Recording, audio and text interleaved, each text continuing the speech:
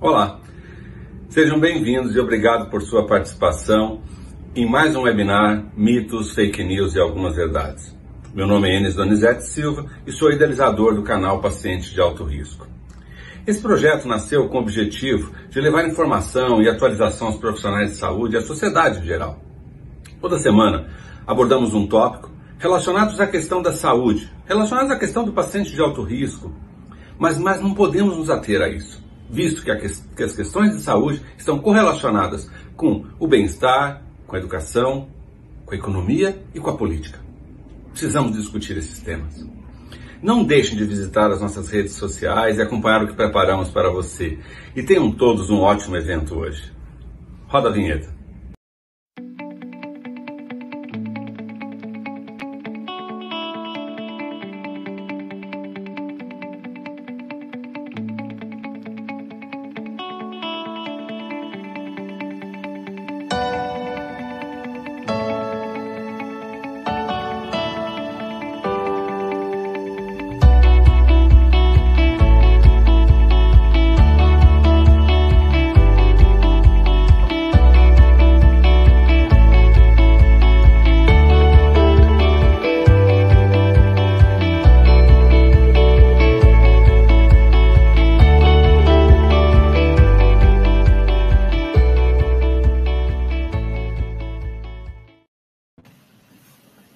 Boa noite a todos.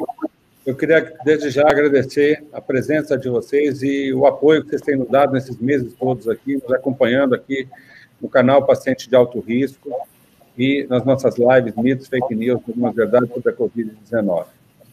Para vocês poderem situar, eu estou pendurado com a minha máscara porque eu estou numa sala isolada, em que eu não tenho ninguém em contato comigo nesse meio tempo aqui. Depois eu vou tomar todos os cuidados, vou limpar todo esse local aqui no entorno de mim aqui, computador, mesa e assim por diante que tem aqui perto de mim aqui, para que as pessoas depois que venham para cá não fiquem sujeitas a nenhum tipo de contaminação.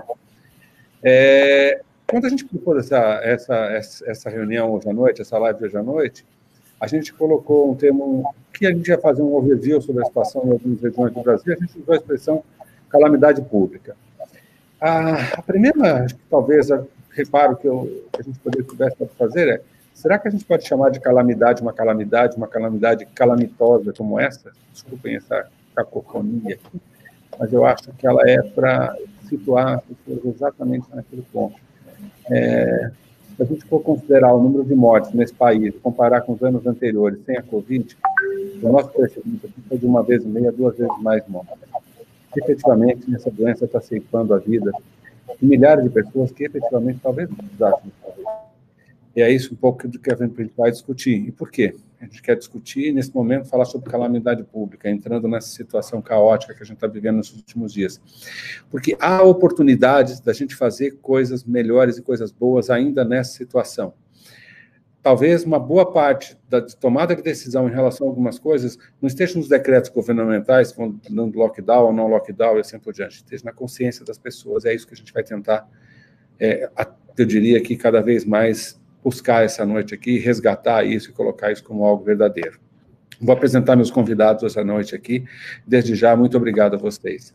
Vou apresentar primeiro a doutora Cristiane Ramos Deringer, que é médica hematologista, que atua na direção técnica do Hospital da Unimed, em Balneário Camboriú, Santa Catarina, desde 2019. E ela é responsável, desde o começo da pandemia, em março de 2020, pelo Comitê de Crise do Hospital. Cristiane, muito bem-vinda, muito obrigado pela sua presença. Obrigada, eu que agradeço o convite, doutor Enes e todos os colegas. Eu só queria colocar um reparo aqui, Cristiane. Te colocaram bem em 2019, hein? Podia ter te colocado em Balneário Camboriú numa época melhor, não? Pois é, né? Mas, assim, eu já atuo no hospital desde 2012. No início, fazia parte de uma direção médica e aí depois ganhei a direção técnica de presente pré-pandemia. Tá certo. Muito bem. Bem, o hospital, ele soube escolher. Ele provavelmente tinha alguém ali dentro para buscar. E as mulheres têm essa sensibilidade nessas situações críticas e vocês têm mostrado isso. A gente fez algumas lives aqui homenageando a mulher e a liderança da mulher nessa situação. E a gente tem visto que tem sido fenomenal. Então, tenho certeza que eu tenho certeza que o hospital e o Balneário Camboriú está muito bem administrado e com a sua gestão, Cristiane. Obrigada. Vou continuar perguntando aqui, prazer. José Edmirso Lima Filho, mestre e doutor em anestesiologia pela Universidade do Estado de São Paulo, aqui em Botucatu, conselheiro fiscal da Sociedade Brasileira de Anestesiologia, presidente da SAEB na gestão 2014. Você também não está à frente do Roberto Santos? Minha exoneração saiu terça-feira, por isso que eu tirei logo daqui, já que está atualizado, né? Eu pedi para sair, né? Até hoje eu estou respondendo as fake news, parece que eu até com evidência sobre esse ponto. E um dos motivos foi justamente essa a questão toda, né? Foi combater as fake news das coisas que estão aqui. O gabinete do ódio, eu senti na pele o que é o gabinete do ódio, tão falado, e aqui é um governo do PT de esquerda, mas não que o secretário aqui tem, acho que foi bem criado nesse ponto, já que é um ambiente livre, para a gente conversar com o paciente de autocrítico. Total. Então, hoje eu estou vivendo com 2 pais com Covid dentro de casa, estou entendendo bem o que é a doença fisicamente. Meu pai tem 74 anos, mas está na fase final de remissão. E grande Eduardo também, eu até falei com ele esses dias. E também eu, na verdade, não compactuei com essas ações que foram impostas pelo secretário de Saúde no início do ano, né? E uma das coisas que eu não compactuei foi justamente a suspensão de cirurgias eletivas ambulatoriais. Então, eu já estou prevendo uma situação pós-Covid, viu, Cristiane e Sérgio, que vai ter um boom mesmo, de pacientes com prognóstico ruim, porque a gente está 1 ano sem operar de forma eletiva esses pacientes, e nenhuma sociedade, nenhum conselho deu soluções para essa coisa toda. Cirurgia ambulatorial existe desde a década de 60, né, doutor Enes? E a gente ainda fica procurando motivo, já que o paciente vai voltar para casa, não vai saturar o ponto de saúde, e de uma forma arbitrária, para não dizer criminosa, o secretário de Saúde resolveu suspender o Hospital Dia do hospital onde eu era diretor. Então, assim, eu acho que eu estudei 6 anos de anestesia, 6 anos de medicina, um pouquinho de anestesia, e não posso compactuar com essas questões todas e pedir para sair, independente da filosofia. Eu só tenho um lema na vida, que é ser o defensor do Sistema Único de Saúde, que é nosso maior patrimônio como sociedade inclusiva, é o Sistema Único de Saúde. Então, eu pedi para sair, o governador atendeu meus pedidos, mas ainda continuamos sem fazer cirurgias eletivas, porque a discussão toda são leitos prorrogados. Então, eu acho que pós-Covid, até seu ponto inicial, vão ser a quantidade de mortos por câncer, a quantidade de nefropatas por cálculo renal, a quantidade de pacientes que estão procurando UPA pela falta de cirurgias de colestectomia, de hérnia encarcerada. Isso nada foi pensado, nenhuma secretaria, posso garantir que em Santa Catarina, no Rio de Janeiro, que é a terra de Sérgio, né, em São Paulo também não foi pensada. Pode preparar que a próxima pandemia vai ser as cirurgias eletivas que já estavam represadas desde o final da década de 90, mas elas vão ficar represadas agora muito pior.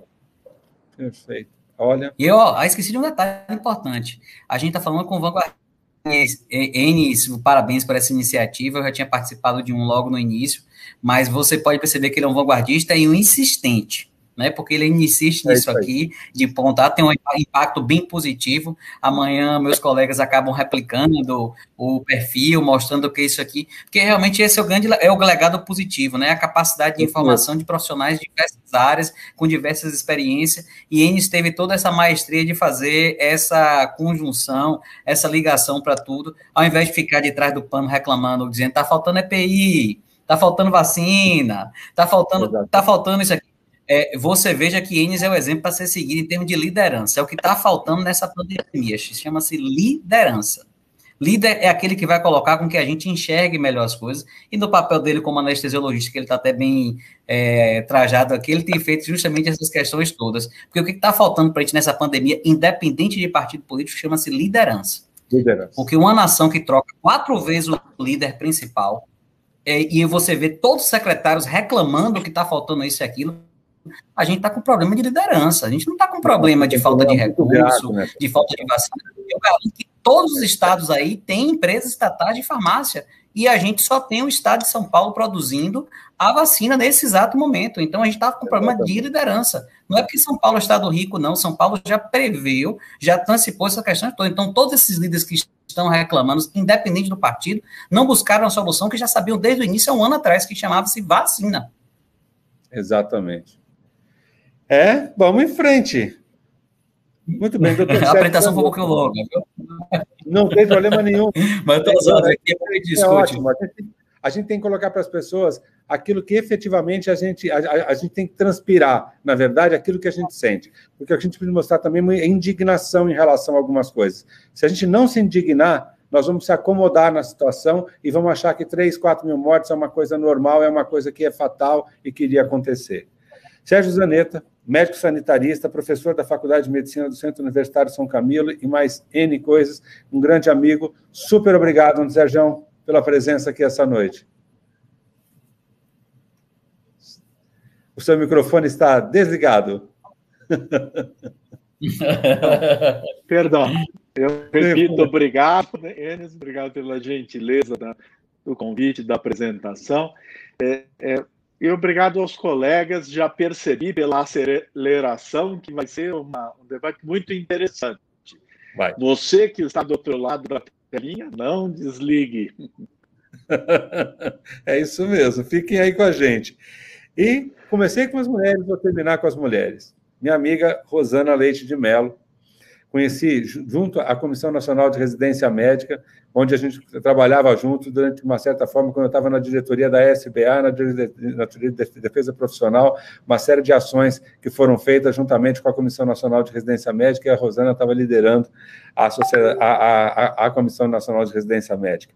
Ela é diretora-presidente do Hospital Regional de Mato Grosso do Sul e da Fundação de Serviço da Saúde da FUNSAL. Super obrigado, uma boa noite para você, Rosana. Eu que agradeço, doutor Enes, é uma honra estar, inclusive, com esse time, né? Acho que as pessoas, para quem não me conhece, realmente eu também sou cirurgião oncológica, cabeça e pescoço, ou seja, pela especialidade que me escolheu, né? Que eu falo que é a especialidade que nos escolhe, a profissão que nos escolhe. Eu também tenho muita esperança, por isso que eu fui para o Ministério, fiquei 3 anos da educação, que acreditando que a educação é que muda e o que nós estamos vendo nessa pandemia, como foi bem lembrado pelo doutor José, a gente tem que estar com uma visão muito ampla, né, de tudo.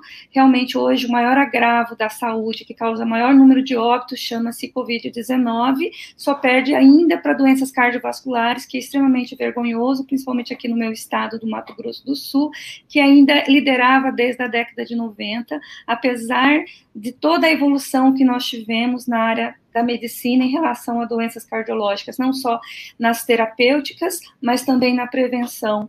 Então, isso é um dos questionamentos que a gente sempre traz, mas hoje, indubitavelmente, o maior agravo chama-se Covid. Temos que realmente salvar esses pacientes, porém, termos estratégias, por isso que as evidências científicas, lembrar sempre que nós estamos vivendo, apesar dos negacionismos, o paradigma de evidência científica, né? O paradigma da medicina ainda é baseado em evidências. Exato. Então, nós temos que ser inteligentes para poder trabalhar em todos esses momentos, né? Acho que depois, na nossa apresentação, eu vou contar um pouquinho a história aqui desse nosso hospital, essa potência que é o Hospital Regional do Mato Grosso do Sul, e eu estou extremamente, assim, honrada em estar participando nessa live agora, essa noite. Muito obrigada a todos os colegas. Super obrigado, Rosana. Eu vou começar colocando um ponto para vocês 4, que é o seguinte: nós afinamos a palavra chamada calamidade, né? Quer dizer, um decreto de calamidade pública, que ele pode ser feito por um ato do executivo, e ele, na verdade, ele não há necessidade de ser referendado pelo legislativo, o legislativo cumpre aquilo que o executivo coloca, ele foi utilizado poucas vezes no país, né? E a gente vê que hoje muitas prefeituras em muitos estados estão decretando um estado de calamidade pública para poder ter um pouquinho mais, eu diria, que de competitividade em relação à gestão e à tomada de decisão das coisas. Eles precisam de agilidade então, em algumas tomadas de decisão, então os decretos de calamidade eles começaram a se espocar pelo país inteiro nas últimas semanas de uma forma muito intensa. E quando a gente olha essa questão da Covid, na visão de vocês, nós estamos chegando de novo tarde nessa crise, ou seja, nós tivemos mais do que oportunidades ao longo desses praticamente 1 ano e meio aí em relação a essa pandemia, a gente teve inúmeras oportunidades de trabalhar de forma mais organizada, não reativa, mas prospectiva, organizando, pensando no futuro. A gente Se a gente teve tempo disso, ou realmente nós fomos atropelados pelo mundo, atropelados pela pandemia, e não tivemos tempo de organizar e fazer absolutamente nada. Qual é a sua opinião, Cristiane?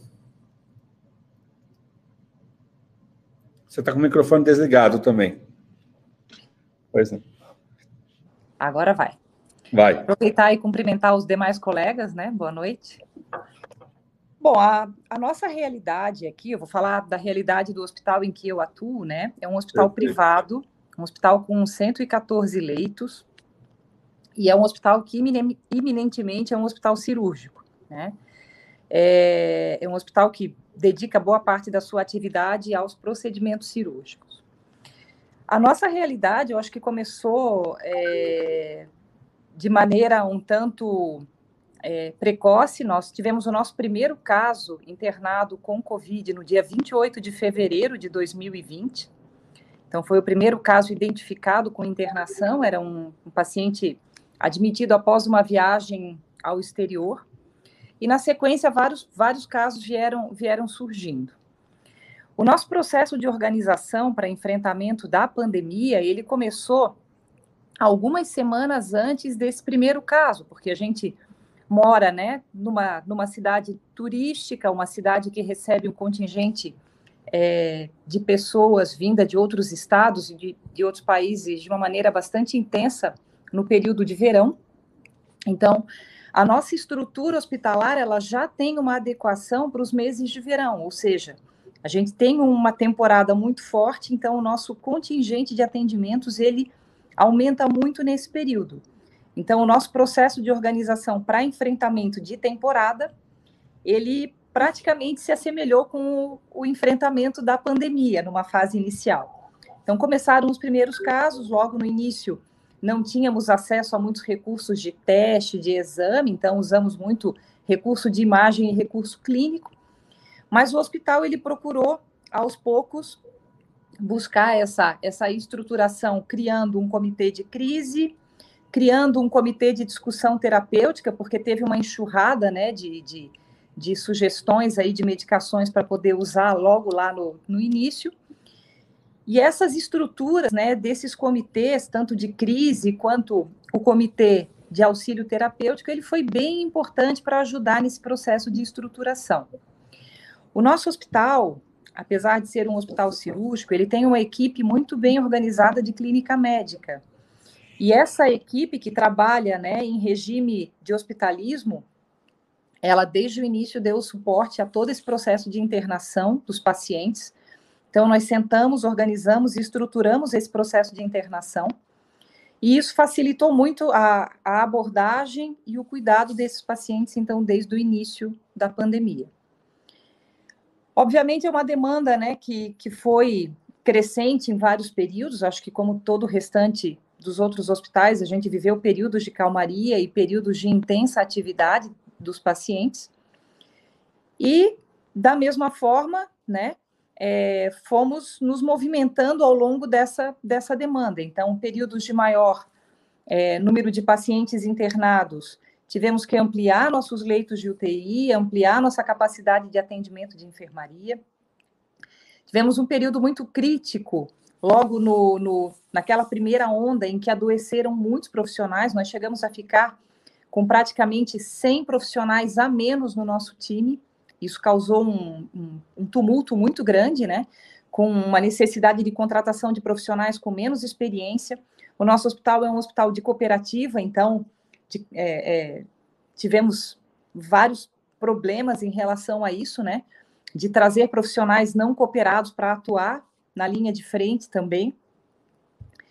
Então, acho que tivemos, sim, a oportunidade de nos organizar, talvez não da melhor forma, né, como o doutor Enes mesmo colocou, estamos todos aprendendo com esse processo, e acho que cada onda nos ensina alguma coisa, mas é muito difícil, com a estrutura hospitalar que a gente desenha, que a gente desenvolve, com um propósito de trabalho, fazer toda uma mudança de organização para atender uma demanda que não é conhecida, né, que nesse último ciclo agora, nessa última onda que a gente está vivenciando, Acho que nós tivemos o nosso pior momento em termos de enfrentamento, porque o número de casos aumentou muito rapidamente, e tivemos que fazer uma ampliação de estrutura com todos os recursos que tivemos aqui, e no nosso caso, como um hospital privado, né, sem auxílio governamental nenhum, então contando exclusivamente conosco, e tendo toda uma estrutura dentro, né, da cooperativa médica para tentar auxiliar aqueles profissionais que ficaram afastados da sua atividade profissional, que foram os cirurgiões e os anestesistas, né? Então, a gente contou muito com a ajuda de todo o nosso corpo médico. As equipes de anestesia foram muito parceiras no incremento, né, das equipes de terapia intensiva. Então, hoje nós contamos com 3 unidades de terapia intensiva dentro do hospital, que originalmente tinha apenas uma equipe, com 10 leitos. Hoje nós temos praticamente 40 leitos de UTI dentro da instituição, sediados dentro do centro cirúrgico, pronto atendimento pediátrico, a unidade de terapia intensiva original, e mais uma unidade na sala vermelha do pronto atendimento com 10 leitos de suporte, para poder absorver esses pacientes até que eles sejam transferidos para uma unidade de terapia intensiva verdadeira.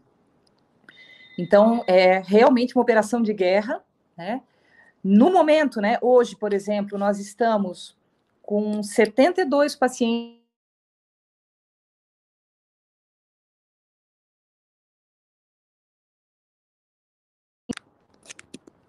com diagnóstico de COVID na instituição, sendo que temos 33 pacientes em ventilação mecânica no presente momento.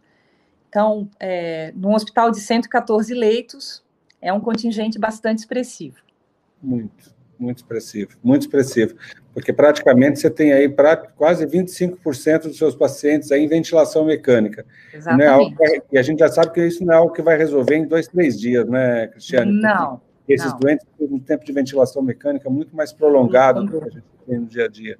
Quer dizer, uma situação meio catastrófica. Zé Admir, você se exonerou na terça, mas você continuou lá durante muito tempo, você teve a oportunidade nesse ano e meio aí de vivenciar essa pandemia. Você entende que, do ponto de vista da gestão da crise no estado da Bahia, do ponto de vista de organização e sistematização do atendimento, você acha que houve uma situação de melhoria nesse ano e meio? Você acha que as entidades, os hospitais, passaram a atuar de forma mais organizada, sistematizada, ou efetivamente é um pouco daquilo, ritmo de Brasil grande? Você está com o microfone desligado. Eu vou contar só um pouquinho da história do hospital. O hospital é um hospital pequeno, Rosana deve conhecer bastante, é o maior hospital público do Norte e Nordeste, é um legado ainda dos militares que adoravam fazer grandes hospitais, até o fundador, que foi o Roberto Santos, faleceu agora, não por conta de Covid, mas ele tinha 94 anos, que era o antigo. São 650 leitos, desses 132 de terapia intensiva.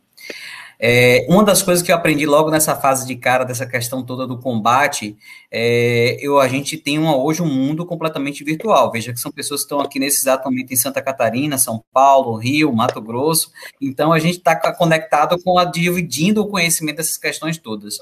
E uma das coisas que eu lutei logo de cara a gente precisa ter uma rede pública bem estabelecida.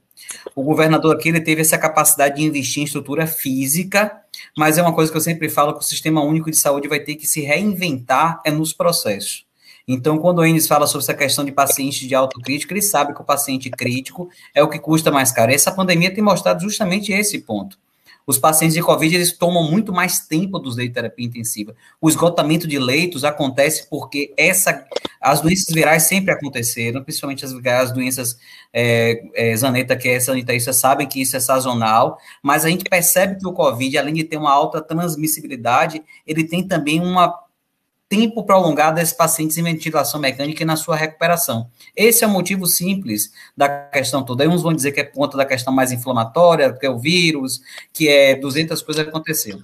Logo nessa fase inicial, eu tive uma conversa com o governador e falei assim, governador, a gente tem que escolher alguns hospitais da rede que não possa ser destinado à Covid. porque tem que começar a separar o setor. Por quê? Porque é uma coisa bem simples. Se a gente não determina os hospitais que vão ser Covid, a gente vai gastar mais insumos, a gente vai fazer com que o vírus fique dentro do hospital, vai ser um custo maior. Não é questão de conta mais matemática. O hospital que eu era diretor até terça-feira, ele tem exatamente 20% dos leitos de terapia intensiva de hospitais públicos do estado da Bahia. Então, eu falei assim, governador, basta ter um contaminado para que 132 leitos de terapia intensiva sejam contaminados. É uma verdade. E aí, com essa justificativa, eu falei, eu vou fazer, e isso é a importância da epidemiologia, dos médicos sanitaristas, do toda a função. Dentro do hospital que eu tenho um núcleo de epidemiologia. Eu sentei com ele, sua primeira reunião. Aí minha diretoria, meu diretor médico, você tá louco, você vai reunir logo com o sanitarista? Eu digo, eu vou reunir com o sanitarista, eu preciso entender a doença, como é que funciona. E a gente traçou apenas 3 objetivos. Primeiro, garantir que todo profissional de saúde tivesse acesso ao EPI. Não foi fácil. Porque a gente passa nesse ponto que a gente vê de calamidade, que a gente vê quem tem humildade e humanidade. Um N95 eu comprava por R$ 2,95, em menos de 48 horas, a mesma N95 custava R$ 45. E a pessoa dizia da seguinte forma, ou paga ou não entrego. Esse é o brasileiro. Isso vocês viram em São Paulo, isso vocês viram em todo o Brasil afora. A mesma coisa aconteceu com os aventais cirúrgicos. Os aventais cirúrgicos custavam R$2 e pouco, da noite por dia custavam R$60, R$70 impermeáveis, e aí a gente começou a perceber aquelas soluções desastrosas que foram buscar em casa materiais de construção, onde as pessoas se contaminavam ao tirar. Então, a gente garantiu essa questão do EPI, tivemos que conversar com a procuradoria para que tivesse, porque é a mão de obra mais cara, é o profissional de saúde, é o médico anestesista, é o cirurgião, é a enfermeira. Isso aí eu não tenho tempo para treinar em pandemia. Em 1 ano, em 2 anos, 3 anos, eu não vou conseguir formar fisioterapeuta, eu não vou conseguir farmacêutico, eu não vou conseguir formar gente, eu não vou conseguir formar o residente, imagine formar essas pessoas todas de combate. Então, os sanitaristas me deram logo uma dica para começar o trabalho, proteja a sua equipe. E foi feita todo esse treinamento. A minha equipe, para proteger, eu tinha que oferecer EPI e automaticamente cheguei com a CCIH e falei assim, eu quero que vocês me montem um protocolo e que a gente viralize dessa forma para que todo mundo possa ser treinado. Nessa fase inicial, escolhemos 3 áreas críticas, que era centro cirúrgico. Por incrível que pareça, centro cirúrgico, no perfil do próprio hospital, seria o setor que mais tivesse a disseminação desse vírus, a terapia intensiva e os setores de emergência. Em menos de 6 meses, com essas ferramentas virtuais que a gente conhece, que são gratuitas, WhatsApp, Instagram, Facebook, a gente treinou mais de 6.000 funcionários. A gente passou essa mesma crise, Cristiano, que nas primeiras semanas, várias pessoas com atestados, então eu tive que fortalecer o centro de atendimento ao trabalhador aqui, então vendo os protocolos de afastamento, porque nos primeiros dias disseram que era para afastar por 7 dias, depois por 10, depois por 14, depois por 5, e aí contaminei mais gente sem querer. Então, a gente foi aprendendo essas coisas todas, mas uma das coisas que a gente sempre fez foi, as reuniões eram colegiadas com todo mundo, do chefe da limpeza, a conexão maior, o setor de compras, e não tinha problema. Naquele ponto ali, eu não era o diretor, eu era apenas alguém que ia anotar para dar as ordens para serem feitas. Tinha dias que realmente faltou mesmo, luva, faltou álcool gel naquela fase inicial, a gente começou a ter algumas dificuldades, não existe gambiarra, não existe pulo com essas coisas, com EPI. EPI tem que ser alguma coisa, e essa é uma das grandes lições, nós precisamos ter uma indústria forte para essas questões de EPI, não adianta ficar esperando um container 3, 4, 5 meses, a mesma coisa aconteceu com os ventiladores, essa é a prova clara, tanto que tantos escândalos aconteceram com os ventiladores, porque a gente não tem uma indústria compatível com isso aqui, então a gente precisa fortalecer. Olha o exemplo dos Estados Unidos da América, com aquela grande multinacional, que investe nessa questão toda, proteger mesmo, a gente precisa produzir aqui, são coisas que a gente tem que ter aqui, é um patrimônio nacional. Depois desse núcleo todo feito, o treinamento dos profissionais, a gente começou a ter índices diários, boletins, compartilhados com toda a equipe, para fazer essa coisa do que é pronto. No primeiro pico da pandemia, e é uma coisa muito interessante, eu não sei como é que foram vocês aí nos estados de vocês, mas a pandemia, o primeiro pico, a primeira onda, como é chamada, eu não gosto de onda não, porque eu disse que eu ainda não saí desse mar ainda, então para mim não é onda. Onda é quando a gente sai do mar, aí a gente vai dizer qual foi a primeira, segunda, terceira onda. Eu ainda não saí desse mar ainda, mas naquele primeiro pico daquela doença, o que a gente pode perceber? Que aquele aconteceu principalmente em hospitais privados. Cristiane deve ter percebido isso aqui. Aqui a Bahia é um polo turístico de uma ligação muito intensa com a Europa, então os hospitais privados, pessoas de alto poder aquisitivo, aquilo ali aconteceu. E foi justamente no momento onde estavam abrindo muita terapia intensiva. Então a gente menosprezou justamente essa doença toda, porque só atingiu mesmo os grandes hospitais privados, que foram transformando o centro cirúrgico em terapia intensiva, sala de recuperação em terapia intensiva, e a Covid continuou acontecendo em hospitais públicos. O hospital que eu não sou referência, quando a gente começou a ter aquela abertura das atividades econômicas, sociais, recreativas, a gente tinha dentro do hospital 42 pacientes com Covid. Esses pacientes são diagnosticados, são transferidos para as outras unidades de referência Covid para que possa ser feito.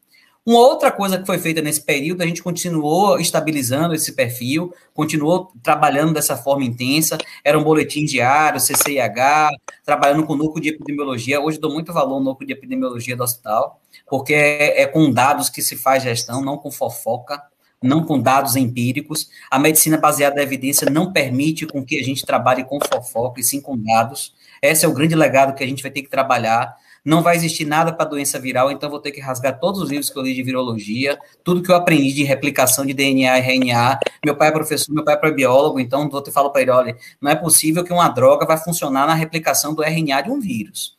Vamos ver aqui, porque realmente, então vou ter que mudar meus conceitos. Eu espero que você esteja certo, que é droga milagrosa. Mas isso vem desde a hóstia, né? A gente fica procurando um remédio milagroso para todo mundo. É a hóstia, a espada do rei Arthur. Eu acho que vai muito nesse ponto aí que a gente fica buscando uma anestesia, mesmo foi até a dexametomidina, que a gente podia fazer tudo, né? Então a gente fica buscando a droga única para esse tempo todo. Deve ser o mito da caverna. Platão não teve tempo para escrever sobre essa droga única, porque ele não conhecia Jesus Cristo. Mas se ele tivesse tempo, ele ia falar sobre o mito da hóstia, né? A gente buscar a solução única através de um remédio. E depois disso tudo, a gente começou a ver que começou a ter uma estabilidade dos quadros, mas começando a crescer na população. E o que muito me chamou a atenção foram os pacientes que estavam chegando à emergência do Hospital Cristiano, e chegou a um ponto de não ter ninguém. Um hospital público que eu tinha por volta de 10 corredores, a emergência pediátrica eu tinha todo o balanço diário, para você ter noção, eram por volta de 2.000 atendimentos por mês. A gente terminou o primeiro mês, Sérgio, com 80 pacientes atendidos. Se você for dividir 80 por 60, não dá um paciente a cada 12 horas. Então, e o que começou a acontecer? Isso é o que a gente começou a trabalhar. O dado não é da mesma forma que começava a aumentar os números de casos de Covid, como eu não sou referência a Covid, a pediatria, então, até hoje ainda continua com esses números, 80, 100 pacientes no caso. Ontem eu até tive acesso aos dados de lá, dessa que mandaram para mim por e-mail de forma errônea. E a emergência adulta, a gente começou a perceber o quê? Que começou a ter zerou a emergência, ficou 0 pacientes adultos, 0, tinha dias de você passar no corredor e disse assim, eu vou ir fazer limpezas diárias, eu disse não, engraçado que eu falava para o chefe da limpeza no grupo que a gente criou, de comissão de informação, eu falei assim, você não vai conseguir, porque tem corredor, tem paciente que vai chegar na sala vermelha grave, ele falou, não doutor, tem 3 dias que não tem paciente na sala vermelha, dá para a gente limpar todo dia 12 horas, eu disse, eu vou lá, vai ver para ver. Tanto que eu fiquei sem acreditar que eu fiquei 6 horas fazendo uma ronda no hospital e fui perceber que a sala vermelha estava fechada. Mas, por um outro lado, logo depois dessa primeira onda, que eu digo que foi a onda dos hospitais privados, né? Esse primeiro pico, que foi o pico dos hospitais privados, que os hospitais públicos foi aquela coisa que chamou muita atenção do Covid, a gente começou a perceber que os pacientes estavam chegando muito graves para a emergência e pacientes cirúrgicos. E me fez perguntar o que acontece. Tanto que Mato Grosso, como a Bahia, também continua as doenças cardiovasculares, ainda continuam como a maior causa de morte. Mas vinha o AVC, eu sou referência em AVC aqui, é a segunda maior unidade de AVC do Brasil, foram mais de 200 pacientes trombolizados de forma química no ano de 2019. Então, a gente começou a perceber que esses pacientes estavam chegando crônico. E é um grande erro que a comunicação, né, dessa questão da rede pública toda foi feita. E eu comecei a priorizar, a reabrir justamente as cirurgias eletivas, que comecei a perceber que a vesícula estava chegando com dor, indo procurando unidade de pronto atendimento, pegava o Covid porque ia na UPA, porque estava com a dor biliar e conhecia o que estava contaminado e ficava lá internado. Então, eu tinha 2 pacientes de Covid, era para ter um só, eu tinha 2. E eu comecei a liberar isso aqui, só que eu não podia deixar o paciente internado, porque a gente estava no momento de pandemia. Tanto que eu comecei a incentivar, fiz um rol de procedimentos de cirurgias ambulatoriais. Eu ando muito preocupado porque a sociedade de endoscopia que foi feita botou protocolos extremamente rígidos, entendo dessa fase, eu acho que a contaminação profissional é importante estar pensando, mas eu acho que o câncer coloretal, o câncer de próstata, vai matar muito mais gente em 2025, 2024, do que o próprio Covid está marcando esse tempo todo. E a gente vai gastar muito mais recursos, vai sair muito mais caro. Foi o tempo que eu chamei algumas especialidades cirúrgicas para reabrir, através de cirurgias ambulatoriais de hospital dia, para ser feita. Inês, a gente fez 9.000 cirurgias ambulatoriais de hospital dia sem nenhuma contaminação. E eu falei muito bem claro para o coordenador, que é anestesista, falou assim, basta ter um, que eu não quero mais que faça nenhuma, porque eu vou me sentir culpado por essa transmissão de Covid. E uma das coisas que a gente resolveu fazer, falou assim, quem vai fazer os primeiros feedbacks sou eu. Eu ligava para os pacientes. Paciente de cálculo renal, que eu disse, doutor, ainda bem que o senhor que eu consegui me operar, porque senão eu ia para a UPA, né? Aí a UPA tá cheio de Covid, então eu ia pegar o cálculo renal, não ia operar, ia ter o Covid. E essas questões todas foram 9.000 cirurgias feitas nesse período. E eu acho que essas questões todas que a gente acabou não tendo. Nessa pandemia tem uma situação que eu estava comentando anteriormente, que a gente fala sobre liderança, né? A gente precisa de liderança. E nós médicos aqui, nessas sessões todas, a gente começou a culpar muita falta de EPI. Vocês não têm noção do que foi trabalhar com um colega que botava uma lista de EPI para mim, eu dava a lista de EPI básico, e eu automaticamente abri o Google Maps e diga a latitude e longitude do hospital que você trabalha é Salvador, Bahia. Não é Munique, não é Genebra, não é Tóquio. Então, que ele vinha com listas, claro, eu gostaria que todos os meus colegas tivessem todo o aparato que Enes tem no Sírio-Libanês, mas, infelizmente, a latitude e longitude do Hospital Roberto Santos fica em Salvador, Bahia, que é a terceira capital mais pobre do nossa nação. São 2 milhões, é a menor renda per capita. Para vocês terem noção do que é Salvador, Salvador tem renda per capita comparada a uma cidade bem importante da Índia, Mumbai, né? Então, essa é a realidade de Salvador. Eu tinha colegas que me pediam EPIs incompatíveis com o Hospital Roberto Santos. E isso teve que ser feito por portaria, determinado, várias soluções, como é que chama, que eu fiquei brincando, eram cassetes de acrílico para ser feito. O grande legado que a gente aprendeu nessa fase toda é, hoje, quando a gente fala que teve essa segunda onda, o hospital continuou produzindo, continuou trabalhando dessa mesma forma, porque o núcleo de epidemiologia, junto com a CCH, continuou de uma forma intensa, treinando essas pessoas. Hoje eu tenho um problema, viu, Rosana, porque mudou a equipe de residentes, né, entrou mais uma equipe, então vou ter que treinar mais 213 residentes, porque esses 213 residentes, graças a Deus, estão vacinados, que é a grande solução para o Covid, mas eles vão ter que ser treinados para que não repliquem o Covid dentro do hospital, que era impressionante. As medidas foram feitas, mas esqueceram de dizer para o profissional que ele também é vetor. Ele não é só o que vai ser sofrer da doença. Esqueceu de dizer para ele que a mão suja dele, ou então o celular dele, vai contaminar o outro que está no leito do próximo, que o estetoscópio dele vai contaminar, que ele precisa retirar o EPI de forma adequada, e essas questões todas eu estou preocupado que vai ter que ter nesses 213 residentes. Tanto que a gente já está numa fase muito mais permissiva, porque educação é um legado que não morre fácil, então com esse treinamento todo, a gente tem conseguido manter os números aqui dentro do hospital. Essa refalta de EPI continuou na pandemia toda, uma semana era máscara, na outra era o avental, na outra era luva, na outra era álcool gel, mas diminuiu bastante. Né? Acho que as pessoas ficaram acuadas, ou então os estoques começaram a ficar muito sobrecarregados, e hoje a gente está vivendo, vivenciando, dizendo que realmente precisa ter uma liderança. Esse núcleo de epidemiologia do hospital teve uma liderança muito ativa para que cobrasse. Eu ficava dizendo, lembre que vocês não são polícia, vocês são vigilantes, mas não são polícia, porque chegava um ponto de eu receber reclamações, inclusive dos residentes, que eram os mais reclamantes, assim, tá me vigiando, te trocando a mão, tá me vigiando, trocando o EPI. Então, essas foram as questões mais importantes em relação a esse ponto aqui.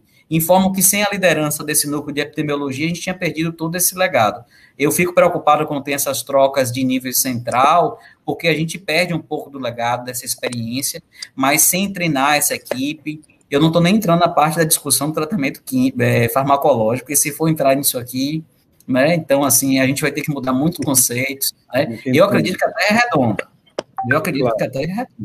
Entendeu? Hoje aqui da casa dos meus pais, eu também eu vi a linha do horizonte, eu digo, não é possível. Eu até olhei assim, que eu pensei que a linha está curva, a linha está reta, mas a linha estava curva, né? Então, que aqui dá para ver bem o mar.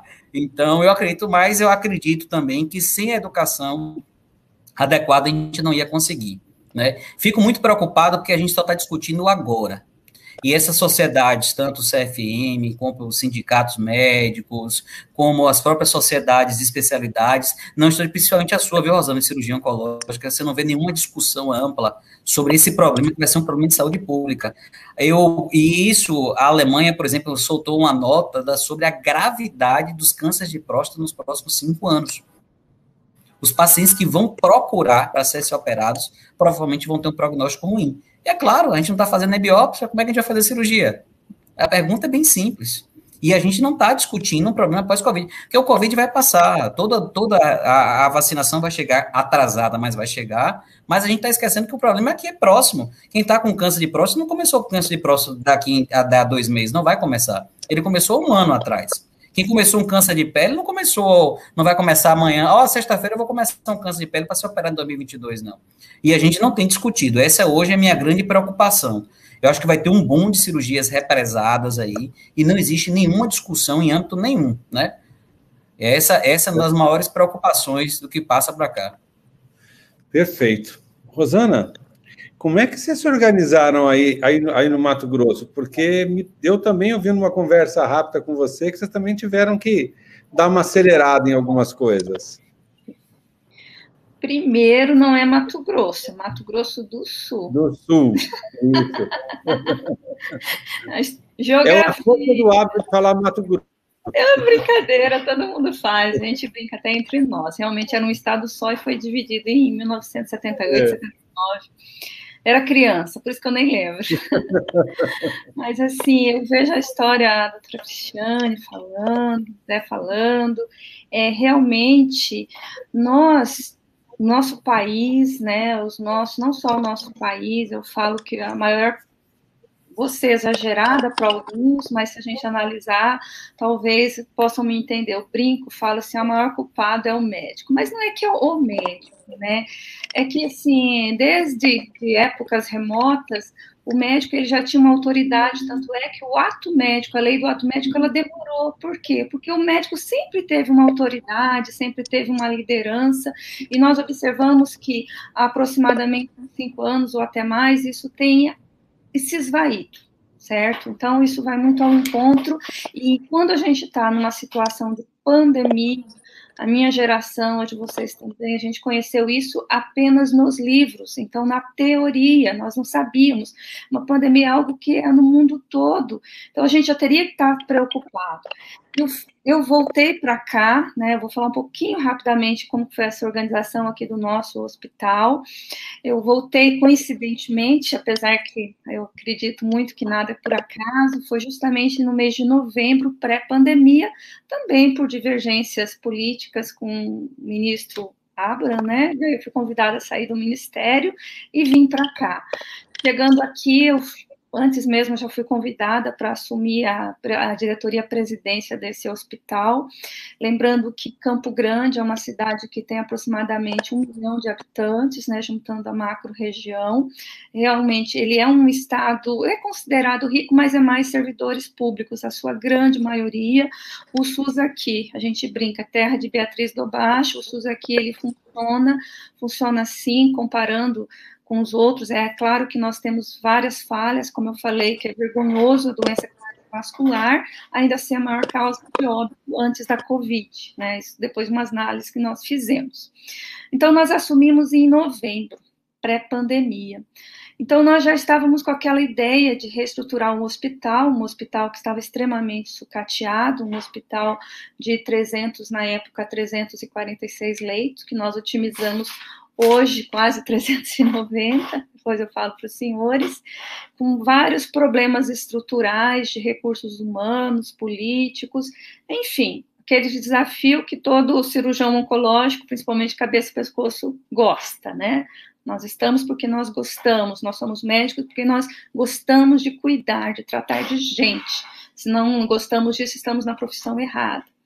E aí nós assumimos o hospital. Porém, já estávamos com aquela história, um contato que nós tínhamos com o então ministro da Saúde, né, o Mandetta, e já tinha aqueles murmurinhos, né, lembro que em fevereiro foi o primeiro caso no Brasil, e aí quando a OMS, foi em março que fez aquela declaração, mas assim, por que não vai chegar aqui? Então nós já ficamos muito atentos. aqui em Mato Grosso do Sul sempre foi um pouquinho mais atrasado, exceto agora. Então, a gente teve um tempo, mas mesmo tendo um tempo, nós fomos proativos no começo, né? Nosso primeiro caso aqui foi em março, em abril, é a mesma história que a doutora Cristiane colocou. Começou na rede privada, tanto é que foi um condomínio aqui de luxo, que foi o foco, né, que se espalhou a Covid. E em abril nós tivemos o primeiro caso no nosso hospital. Mas, antes disso, como eu falei, nós estávamos em mudança de gestão, nós avaliávamos assim, que nós deveríamos ter uma governança forte, né, no sentido mesmo do que é governança, e gestão e financiamento, que eu tinha que estruturar esse hospital grande. E outra lembrança, Campo Grande, nós temos apenas 2 hospitais públicos, que é um hospital universitário, que tem menos leitos do que a gente, não chega a 200, e o hospital regional, a Santa Casa de Misericórdia, que é o maior hospital, inclusive, do estado, em estrutura, ele é público e privado. Então, público mesmo, só 2 hospitais, um estadual e um federal. E aí nós já tínhamos alguns projetos voltados principalmente no tripé, recursos humanos, infraestrutura e abastecimento, isso para o hospital. Isso a gente pensou em novembro e dezembro. Aí começou-se a história da Covid, né? Então, lá em janeiro mesmo, a gente também, como o meu cargo é um cargo que foi indicado pelo governador, e nós somos vinculados à Secretaria Estadual de Saúde, é um hospital, aqui é gestão plena, ou seja, gestão municipal, ou seja, é um hospital estadual, porém a gestão, ela é municipal, então essa comunicação com a Secretaria Municipal, com a Secretaria Estadual, com as outras instâncias, isso a gente sempre teve, né? Então, tanto é que o nosso comitê operacional de emergências do Estado foi feito em 22 de janeiro, eu lembro a data porque é meu aniversário, tá? A memória. E no nosso hospital, em março, a gente também publicou já um diário, criando esse comitê, mesmos moldes, né, até o Sírio Libanês estava fazendo algumas consultorias conosco, a gente não inventou a roda, a gente foi atrás realmente do que existia, e esse comitê ele foi importante porque ele reuniu todas as nossas diretorias, tanto as nossas diretorias gerenciais como operacionais. O hospital regional nós dividimos, tem a diretora-presidente e diretora-geral, que o cargo é o mesmo, então eu acumulo as 2 funções, e aí eu tenho a minha diretoria gerencial, que é a diretoria de enfermagem, a diretoria técnica assistencial, que é o médicos, e a multiprofissional, e a diretoria de ensino e pesquisa, e a operacional, que é a diretoria financeira e a diretoria administrativa. Então, a gente montou esse time, então, é graças a eles que a gente conseguiu o que nós somos hoje, e além disso, também nesse meio tempo, nós pensamos num plano de enfrentamento, lá atrás, em fevereiro e março. Só que a experiência do Mato Grosso do Sul, que também a gente não fala isso não é com honras, né? É a experiência com a dengue, que é uma doença endêmica. Então, nós tínhamos a imagem de que ninguém conhecia nada naquela época ainda como seria a Covid.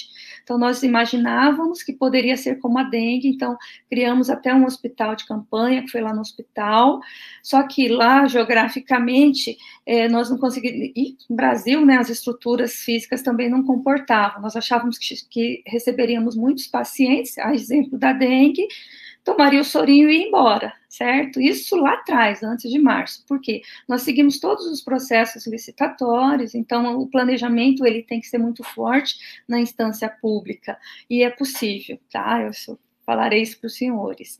E aí nós já estávamos pensando, nessa parte nós erramos, tanto é que esse hospital de campanha foi financiado exclusivamente pelo nosso governador, praticamente não foi utilizado, mas aí nós utilizamos aquele tripé, nós precisamos otimizar estrutura física, né? Nós precisamos otimizar os recursos humanos.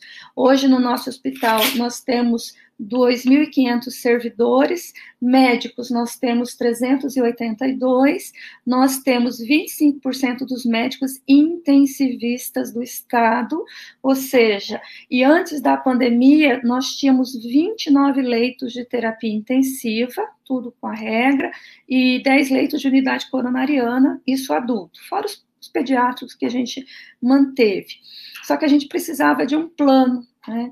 E juntamente com a Secretaria Estadual e Municipal, qual foi a estratégia para Campo Grande? Nós pensamos que o seguinte, realmente era melhor concentrar o tratamento da Covid em um único lugar, por questões de biossegurança, por questões de treinamento e capacitação de equipe, e aí nós assumimos a referência do Estado, o hospital referência, o hospital que voltaria a maioria para a Covid, mas nós não esquecemos das outras patologias. E aí nós fizemos um plano e uma redução dos outros atendimentos, um hospital de alta complexidade, nós temos as nossas linhas de assistências, né, habilitações cardiológica, que é muito forte, cirúrgica e clínica, oncológica também, rede de urgência e emergência, cirurgia geral, e assim, a parte básica, exceto ortopedia, que nós não somos referência, só oncológica, né, e as outras especialidades clínicas, clínica médica forte. E aí nós reduzimos alguns desses serviços, mas jamais fechamos oncologia, pediatria, porque, como eu falei, 3 hospitais públicos, se fechássemos a pediatria, nós ficaríamos com muito déficit. Então, nós, na estrutura, o nosso hospital é um hospital vertical, no térreo onde nós tínhamos o pronto atendimento, ele era pediátrico e adulto era próximo, como as estruturas da maioria dos hospitais. Nós retiramos a pediatria daquele andar, foi para um outro andar, era no subsolo, foi para o térreo, a pediatria, retiramos, e fizemos 2 entradas ali, Covid e não Covid, porque nós sabíamos que teríamos essas ondas, né, e aí começaram-se a diretoria de pesquisa, as capacitações, EPIs no início, nós tivemos dificuldade, nós produzimos EPIs, mas lembra, ela chegou um pouco mais tarde conosco, dificuldades em compras, isso é verdade, coisas que nós comprávamos em centavos, começamos a comprar em valores exorbitantes.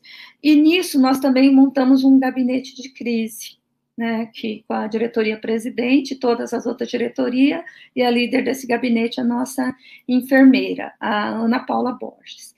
E usamos o que é na literatura, tanto é que essas reuniões, elas se mantêm, inclusive até hoje, só teve um momento que nós paramos, são reuniões diárias, às 9 horas, 30 minutos de reuniões, nós fazemos o huddle, e lá nós sabemos quantos pacientes estão internados, quantos estão em ventilação mecânica, quantos pacientes estão em ar ambiente, quantos estão em máscara, para lá nós fazemos os start para a equipe, e lá tem todo mundo do manejo clínico, parte médica, infelizmente os médicos são poucos que participam, a equipe da enfermagem, todas as suas diretorias e gerências participam, parte da diretoria operacional, mas também temos alguns médicos, né, da terapia intensiva, coordenação, e alguns sucessivamente. Só que o que é importante desse huddle? Lá atrás, nós já monitorávamos os nossos equipamentos, quantos ventiladores nós temos, quantos que eram em manutenção, eu fui atrás disso, fui atrás de EPIs, de tudo, até oxigênio a gente também teve que fazer uma modificação no decorrer do ano. Quando aconteceu aquela tragédia lá em Manaus, claro que tem tragédias que elas não podem ser evitadas, não estou julgando ninguém, mas assim, nós estávamos já prevendo isso, porque o paciente COVID, que nós fomos aprender com ele é um paciente, como foi colocado, a média de internação no CTI, ela é bem mais alta. No começo ela era 23 dias, a gente conseguiu diminuir para 16, né, 16, 17 dias, mas mesmo assim é um paciente que precisa de muita pressão e assim sucessivamente. É igual o planejamento dos insumos. Então, tudo isso diariamente a gente foi tentando organizar. Então, o que dependeu de nós, a gente não deixou faltar muitas coisas. O que falta, de fato, são materiais, insumos, medicamentos que não tinham no mercado. Então, a gente passou de um hospital que não tinha tanto crédito para um hospital com crédito, até com questões dessas empresas de São Paulo. No Mato Grosso do Sul, a gente não tem empresas produtoras de nada. Então, se hoje vocês me perguntam, vocês terão muita dificuldade em relação a alguns insumos? Sim, é um dia após o outro. Nós temos os nossos anestésicos para 30, 40 dias. Lembrando que nós aumentamos os leitos críticos de 39, né, contando a unidade coronariana, para 118. Hoje nós estamos, sim, numa calamidade. Tivemos reunião com o prefeito agora há pouco. O prefeito, ele declarou, sim, não quis usar o termo lockdown, antecipou os feriados. Campo Grande vai fechar a partir de sábado por 10 dias, por questões que nós não temos mais leitos. Hoje, nós estamos com esses 120 leitos ocupados e mais 24 leitos, entre aspas, improvisados, que são nas nossas salas vermelhas, e alguns em enfermaria, que não é o ideal. Porém, conseguimos otimizar a equipe que está se desdobrando. Então, graças a todos esses números que a gente passa diariamente para as autoridades aqui, eles ouvem, não ouvem muito, mas a gente consegue sensibilizá-los, né? Mas algo que tem me incomodado bastante realmente é a educação, é a formação. Muitos médicos, muitos enfermeiros recém-formados chegam no hospital e olha que a gente capacita todo mundo. Qualquer pessoa que passa ali no hospital, a gente fala, vem cá, vou te ensinar a colocar o EPI. Os números nossos são bem robustos, ou seja, as coisas são possíveis, mas nós temos que ter lideranças e dentro dessas lideranças tudo bem organizado, né? Então, assim, nós conseguimos nos preparar, nós não sofremos tanto, porém, não sei se é onda, o que pode chamar de qualquer coisa, eu falo isso para as pessoas, não importa o que é, você não acredita no lockdown porque não tem transmissão, não tem problema, mas eu estou precisando de leito, eu não quero que alguém sofra um trauma, nós provamos que na época em Campo Grande fechou, lá no começo, o trauma diminuiu 50%, ou seja, tem um leito vago, então a gente usa esses tipos de argumento, tentando respeitar sempre o do outro. Em relação ao tratamento tão falado, no hospital eu fiz uma enquete, sim, porque à época nem o Ministério da Saúde, que é o órgão com autoridade, colocou protocolo, ou seja, cumpra-se. Ele só fazia nem recomendação, porque recomendação também é cumpra-se em nível ministerial. Algumas pessoas me cobravam isso, eu falei assim, não tem problema, vamos fazer, é ato médico, vamos fazer uma enquete, se todo mundo, se a maioria quiser, eu vou atrás para comprar, se a maioria não, é menos uma coisa, fizemos essa enquete, a maioria sim, foi empate técnico, mas a maioria, eu falei que era a maioria, né, não foi a favor desse tratamento precoce, porém, algo que há que se frisar, que dos nossos pacientes que chegam no hospital, os 20%, e a gente faz as contas, realmente 20% dos casos confirmados, aqui se testa, mas não é uma Coreia do Sul, como se testa tudo, então a gente faz uns cálculozinhos, é o que de fato interna, só que antes, realmente, a gente tinha aquela porcentagem de 5% a 10% que ia para o CTI, só que aqui sempre ficou meio a meio, a gente ficava com 118, 118, né, no CTI, 123 na enfermaria com Covid. Então, a gente sempre ficou meio a meio. A gente nunca teve mais pacientes na enfermaria. E, repito, é diferente de um hospital privado, que muitas vezes se interna o paciente, não que esteja errado, não faço esse tipo de crítica, mas o paciente que chega para nós são pacientes que já ficam nas UPAs, é um hospital regulado, apesar que nós atendemos demanda espontânea, né, a gente só não pode ficar falando, mas, assim, o paciente, ele já chega num tempo ruim, né, muitas vezes ele já está mais de 24 horas na UPA, não foi feito hoje, né, não é o conhecimento de março do ano passado, então não foi feito o corticoide, não foi entrado com antibiótico, porque ele vai para o posto de saúde no 8º, 10º dia, raramente vai para o nosso hospital quem está no início de sintomas. Primeiro que não é o foco, é um hospital terciário, certo? Então, a gente pega pacientes muito graves, apesar disso, a nossa taxa de letalidade está 21%, nos preocupou muito em janeiro, final de dezembro e janeiro, eu até falava, olha, eu acho que essa mutação já está aqui, que nós pegamos pacientes jovens e a apresentação clínica de tomográfica também. Hoje, algo que me incomoda bastante, nós estamos com 53% ou 57%, não salvo engano, de pacientes internados em terapia intensiva entre 30 e 59 anos. Tivemos pacientes agora, jovens que foram a óbito, sim. Ainda continua maior a faixa etária dos mais idosos? Sim, mas a gente está perdendo uma faixa etária que ela é produtiva e não é só uma família, né? A gente não tem que coisificar como as pessoas estão... 2.000 morreram, ou seja, vários Boeings caíram, então essa insensibilidade que tem acontecido da sociedade e dos profissionais de saúde, enquanto tem uns que estão dando sangue, verdadeiros heróis, tem outros que estão se furtando, se escondendo, talvez atrás do negacionismo, né, e assim, talvez por falta dessa liderança, porque acho que todos sabem, eu também já fui presidente do Conselho Regional de Medicina aqui do Mato Grosso do Sul, adoro a bioética, então a gente tem bastante experiência nisso também, né, e só que nesse momento, eu achava que Mato Grosso do Sul, do jeito que nós estávamos fazendo, com gestão de leito, repito, muitas vezes não se precisa ampliar, é gestão de leito, é fazer a anamnese, a semiologia que nós aprendemos no segundo e terceiro ano, né, fazer a parte da clínica bem e dar alta para o paciente. Nós temos estratégias de deshospitalização que muitas vezes não são usadas.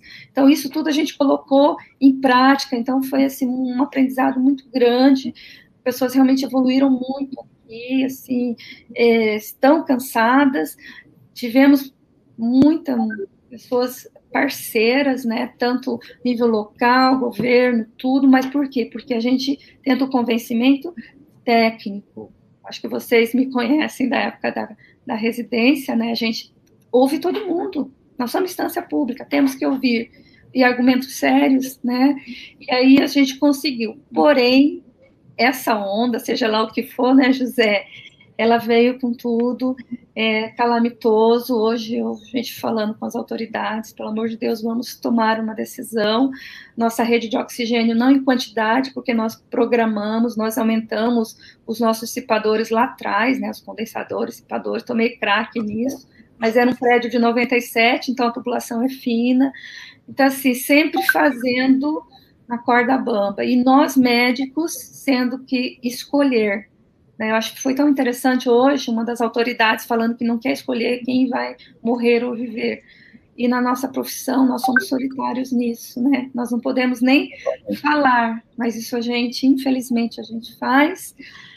A gente trouxe para nós isso, lá no hospital a gente decidiu que nós não deixaríamos os menos experientes nessa escolha, né? Que ela é compartilhada, mas também... Adoro a democracia, mas tem momentos que você não pode compartilhar tudo, tem que vir uma ordem, né? E, vamos esperar os próximos 10 dias, tá? A cidade vai fechar, graças a Deus, porque nós não temos mais lugar para colocar os pacientes, eu não estou mais recebendo paciente entubado, porque minha rede não aguenta, estou com 140 entubados, desde ontem a gente começou assim, vem os pacientes com catéter, com máscara, e quem não acredita em Deus, ou que seja, não sei, porque eu acho que é só Deus mesmo para estar dando essa força para a gente. Perfeito. Estamos, sim, num momento calamitoso. Vanessa, você viu, né? A gente tem 3 boas estruturas aí, né? A gente sempre fala muito que a gente, às vezes, é muito mambembe em organização, mas a gente viu 3 bons exemplos aqui de gestão, organização. Mas a minha sensação é que os 3 vão sobrar nessa crise e vão, de certa forma, vão ficar numa situação muito complicada. Por quê? Porque a estrutura não vai suportar essa grande pressão que vai vir de tudo quanto é lado. Né? E tudo esse trabalho que essas pessoas fizeram aqui, meses, mais meses agora, vai haver uma bruta de uma exposição. Essa também é a sua sensação? Nós vamos agora enfrentar o verdadeiro caos que a gente não enfrentou até agora? Olha, a primeira coisa, experiências maravilhosas, cumprimentar cada um. Eu fico devendo conhecer os outros hospitais de vocês no futuro, só conheço o Roberto Santos, na Bahia.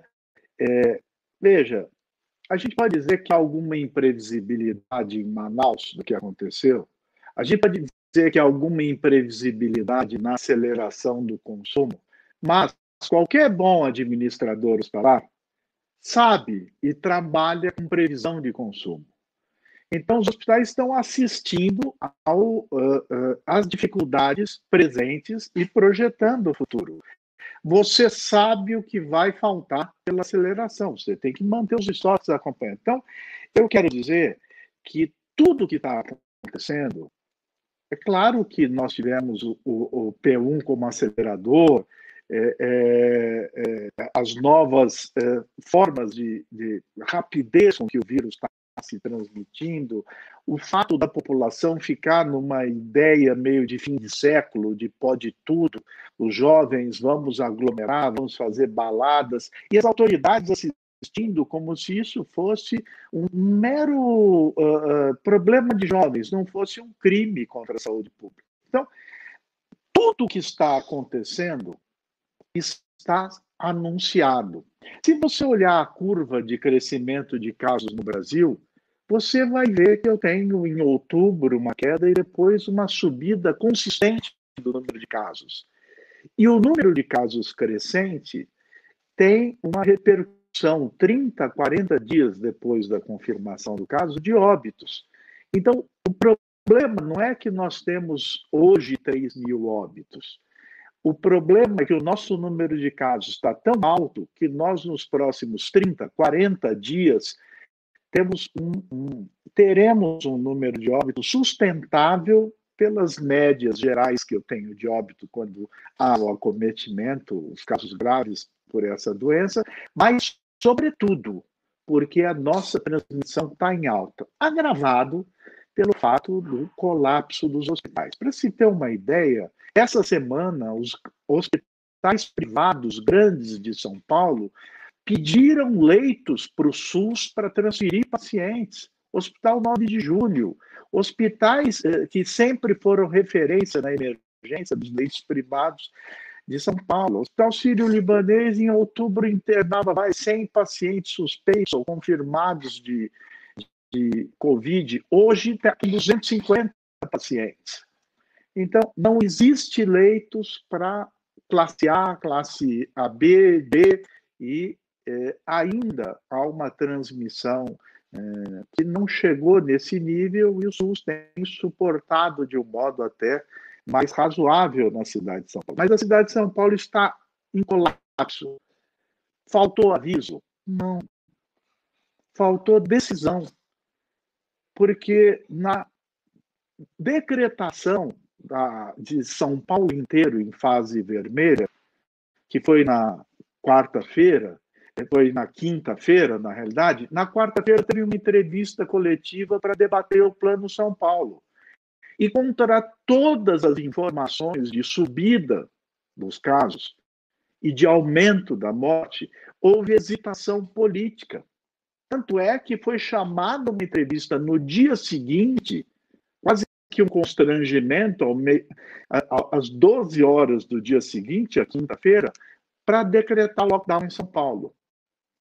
Precisou um dos técnicos do Comitê de Acompanhamento do Covid, um grande médico, o professor Esper Callas, dar uma entrevista na TV e dizer: a decisão técnica está tomada, falta decisão política. E é este o problema.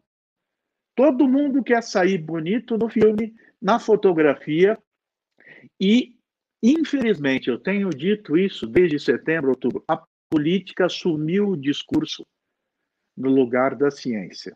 Então, tudo que está acontecendo é previsível. O que não é, o que é a novidade é a aceleração do contágio, favorecido pelas novas variantes, mas, sobretudo, pelos eventos de intensa aglomeração e transmissão. E duas coisas. É claro que eu, sempre que puder manter o hospital aberto, eu devo cuidar, numa ala bloqueada, numa área livre de Covid, das patologias que são tempo-sensíveis. Mas, numa situação de colapso agudo, nosso trem descarrilhou. Eu não tenho mais condições, eu tenho que tomar decisões de calamidade. Então, está aberto o protocolo de calamidade. Isso não era imprevisível? Não, isso era previsível. Os leitos de São Paulo já estão em 70% e subindo há muito tempo, há muitos meses, pelo menos desde o final de novembro. E isto está acontecendo de modo consistente. Hoje, se eu olhar o mapa do Brasil, eu tenho um aumento do número de mortes e um aumento do número de casos. Apesar das informações aparecerem juntas, elas são informações diferentes. Os casos de agora são doentes que se contaminaram até há 14 dias.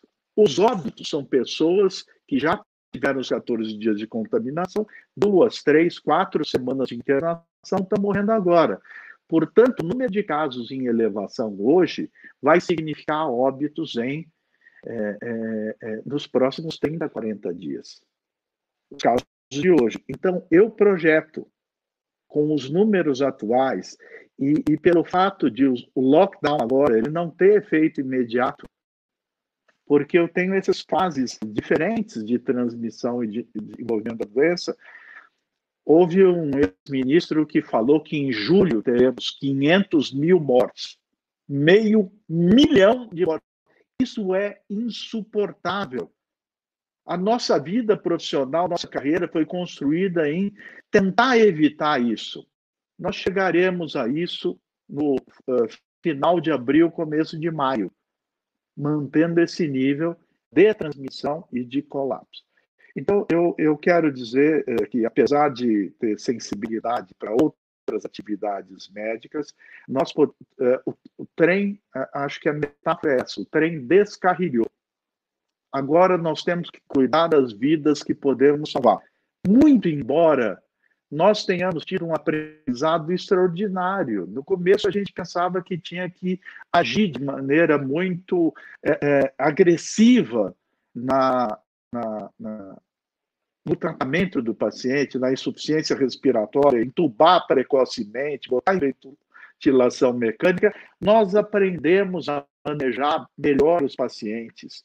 Nós aprendemos a utilizar medicamentos. E quando a gente parou de usar as bobagens, que são os medicamentos que não tratam ninguém, e focamos no que de fato havia evidências, e há evidências de manejo, nós pudemos dar passos diferentes. Então, neste momento, onde nós não dá mais para dizer nós não sabemos nada sobre a Covid, sabemos muito. É que nós, às vezes, não gostamos do que sabemos e não usamos o que sabemos. Mas sabemos já muito sobre a doença. Falta muito para saber? Falta. Humildade e prudência são qualidades da ciência, porque ela sabe da provisoriedade e sabe que a gente precisa caminhar. Então, eu quero dizer que os casos, os óbitos de março, são doentes de janeiro, fevereiro. E os doentes de março serão óbitos quando? Em abril, em maio. Então, ou eu estanco essa sangria de modo duro, e daí eu vou concluir com isso, Enes e colegas, para não me estender em demasia, nós precisamos fazer, como se diz lá no interior de São Paulo, das tripas coração, e eu perdoo todo mundo que queira se unir para conduzir o país para o lugar certo, com amor no coração. Não importa se você era negacionista, neonegacionista, policientífico, nós precisamos de uma concertação nacional de salvação. E isso tem que vir, não é uma decisão só racional.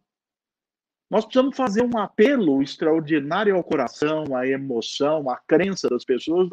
Nós precisamos defender a vida desse país. E precisamos de uma condução de alguém que tenha uma mão firme e se apoie neste momento na ciência. Depois a gente volta a brigar se a ciência é positivista demais ou não. Nesse momento eu preciso me segurar, me ancorar num rochedo que possa me ajudar a salvar vidas. E não teremos escapatória senão um lockdown que deve ser de 3, 4 semanas.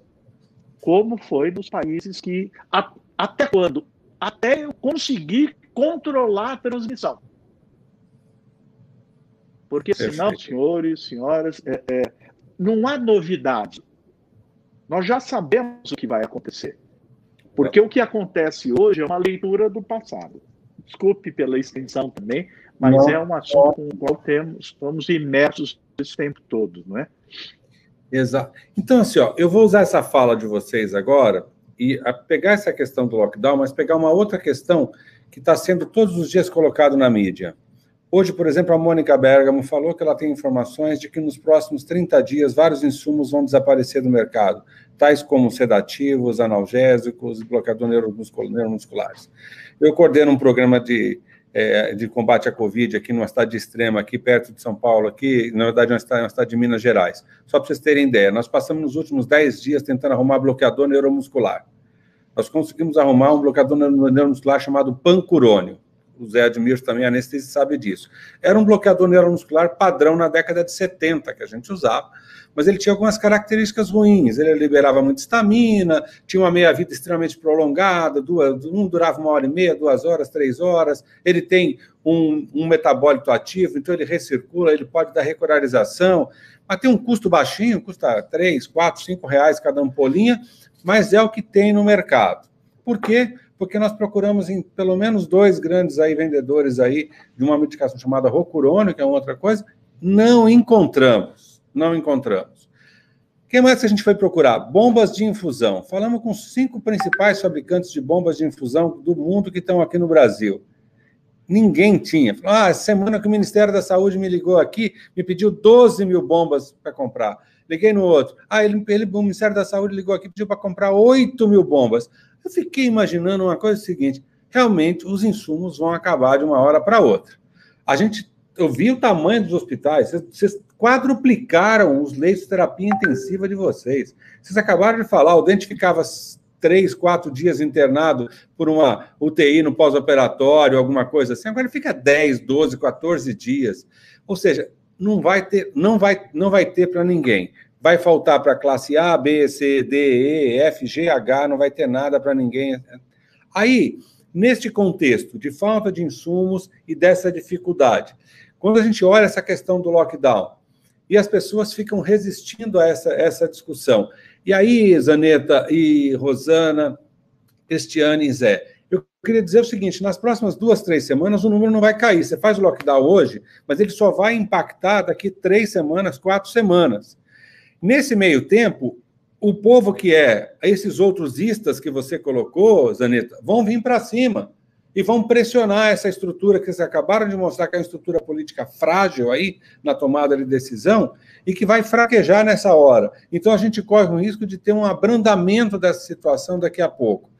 O que eu queria chamar a atenção, usando essa retórica toda, quem é que tem que ser consciente nesse momento? A gente tem que sensibilizar quem? A sociedade, a classe política, porque os médicos e os profissionais de saúde já estão convictos disso. Quem que eu tenho que sensibilizar agora para ter essa liderança que vocês colocaram aqui? Quem que eu tenho que buscar agora, de certa forma, de chamar na alma agora para que efetivamente essas pessoas mudem o contexto? Eu queria que vocês fizessem uma rodada nisso aí, nesse tema. Você colocou a mão no peito, eu senti que você queria colocar alguma coisa, Zaneta. Então, eu tenho uma esperança. Eu sou um homem que vivo da esperança. A esperança me acompanha desde pequenininho. Eu acho que nós temos um ministro médico agora. Então, não vamos mais discutir cloroquina. Não vamos mais discutir essas coisas. Se precisa mais... Senhor ministro, por favor, reúna a indústria farmacêutica. Só um laboratório produz medicamentos que são usados para manejo, intubação, sedação do paciente no Brasil. O resto dos laboratórios, eles só invasam o IFA. Agora todo mundo sabe o que é IFA. Muito bom. Então, faça um acordo com a Índia e com a China e com laboratórios privados. Fala, vocês vão produzir. Eu vou importar IFA. Vou fazer o caminho que for necessário e vocês vão se comprometer a produzir um grande estoque regulador nacional. Já. Os laboratórios privados têm tecnologia, têm parque tecnológico e capacidade para fazer isso. Nós não produzimos IFA no Brasil, a não ser num laboratório, mas nós podemos explodir esse procedimento, e não fabricar, mas trazer a IFA e envasar. E com isso inundar o mercado, literalmente, desses produtos com estoques reguladores.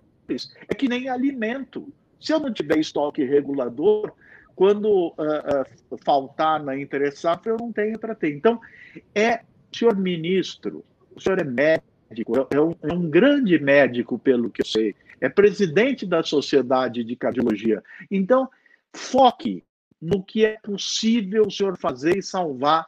O presidente nem vai descobrir que esse seu procedimento é científico. Entendeu? Faça isso. Isso vai ajudar enormemente a cuidar dos pacientes. Então, eu acredito, eventualmente, nesses acordos possíveis. Juntar a indústria, juntar a inteligência para agir onde existe espaço para a gente agir.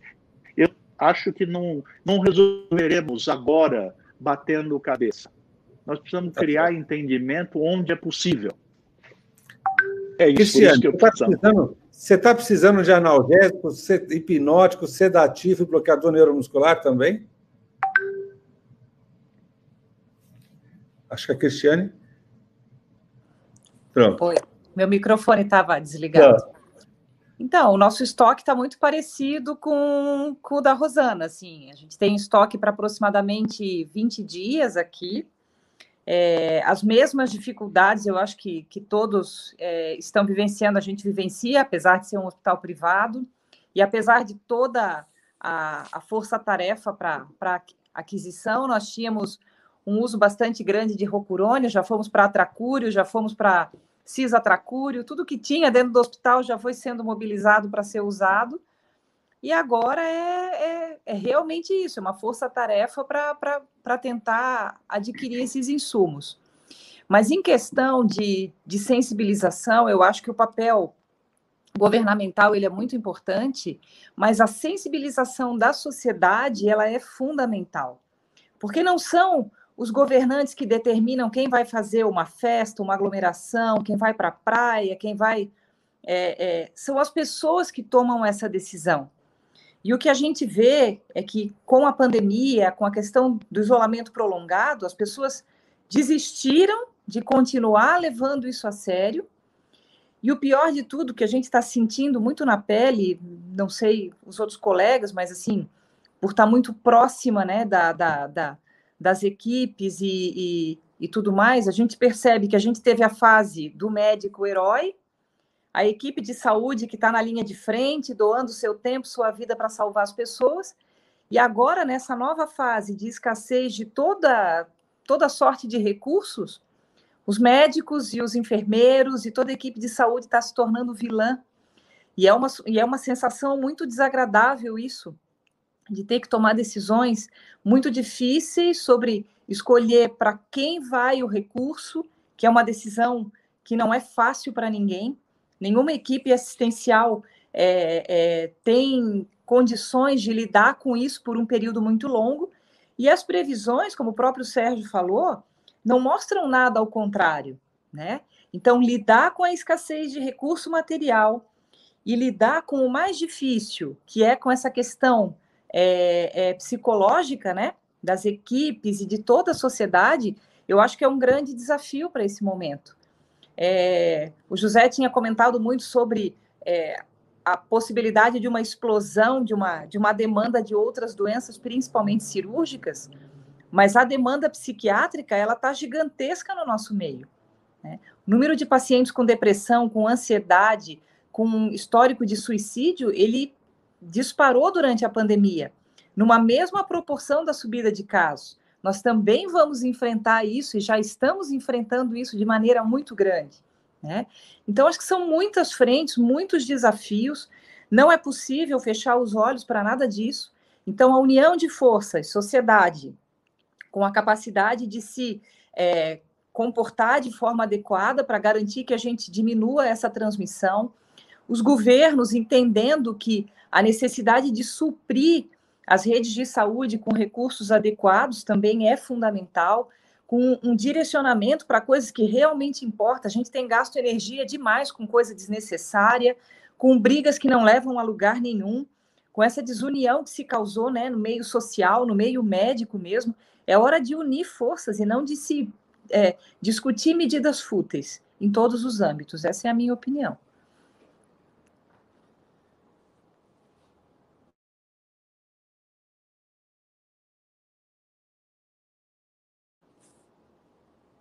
Enis, seu microfone está fechado. Seu microfone está fechado, Enis. Está ótimo. Então, assim, Zé, nesse contexto agora que a gente colocou, que o Zaneta e a Cris colocaram, onde é que você situa aí, quem que a gente pode aí, de certa forma, sacudir e falar, por favor, venha nos ajudar. Nós precisamos de ajuda nesse momento.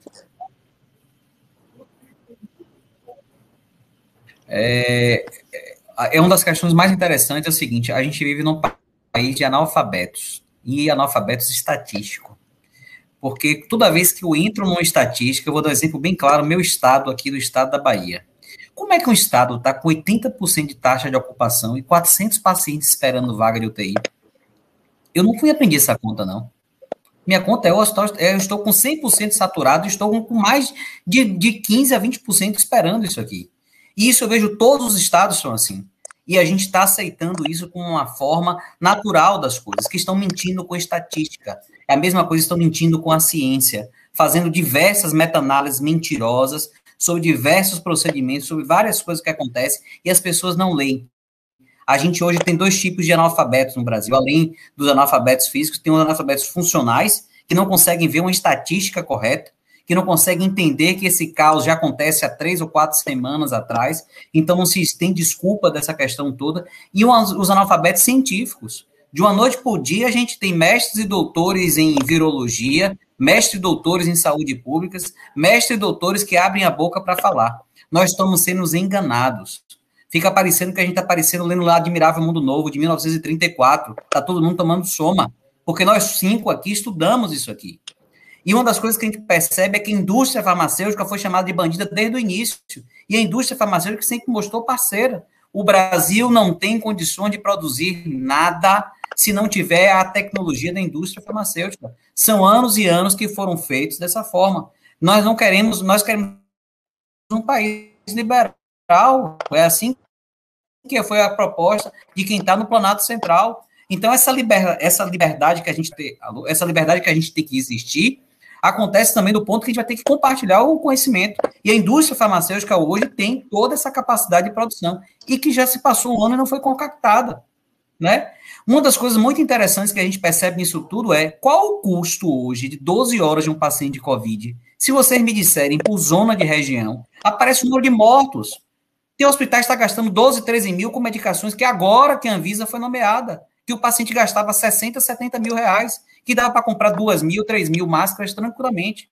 E não foi divulgado em nenhum momento o custo de terapia intensiva, nem o custo de leito clínico. Sabe por quê? Porque nos hospitais públicos foram feitos sem licitação.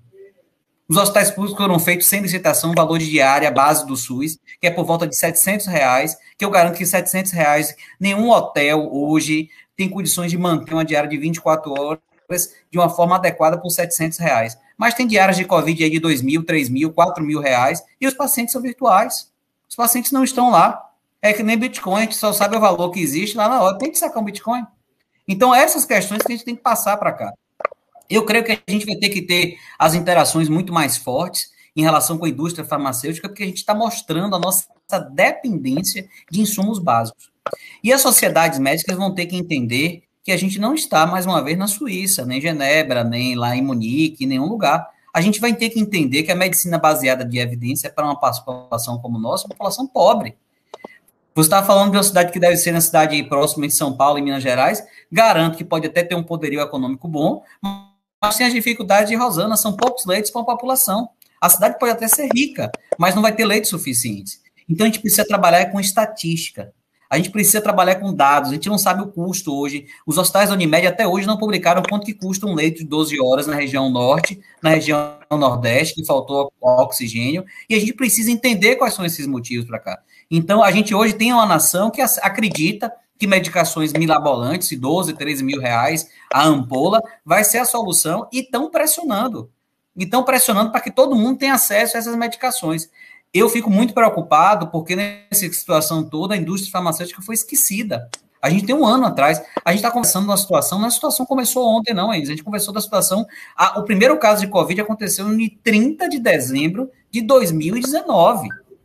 Então, deu tempo para a gente conversar, deu tempo para a gente fazer parceria, deu tempo para a gente buscar a indústria do EPI. Veja que aqui na Bahia, naquela fase inicial, tiveram presidiários fazendo, outras indústrias para que faziam o desodorante, começaram a fazer álcool gel. Então, essas coisas dariam tempo tranquilamente para ser feito. Mas, mais uma vez, volta o ponto inicial, falta-se liderança.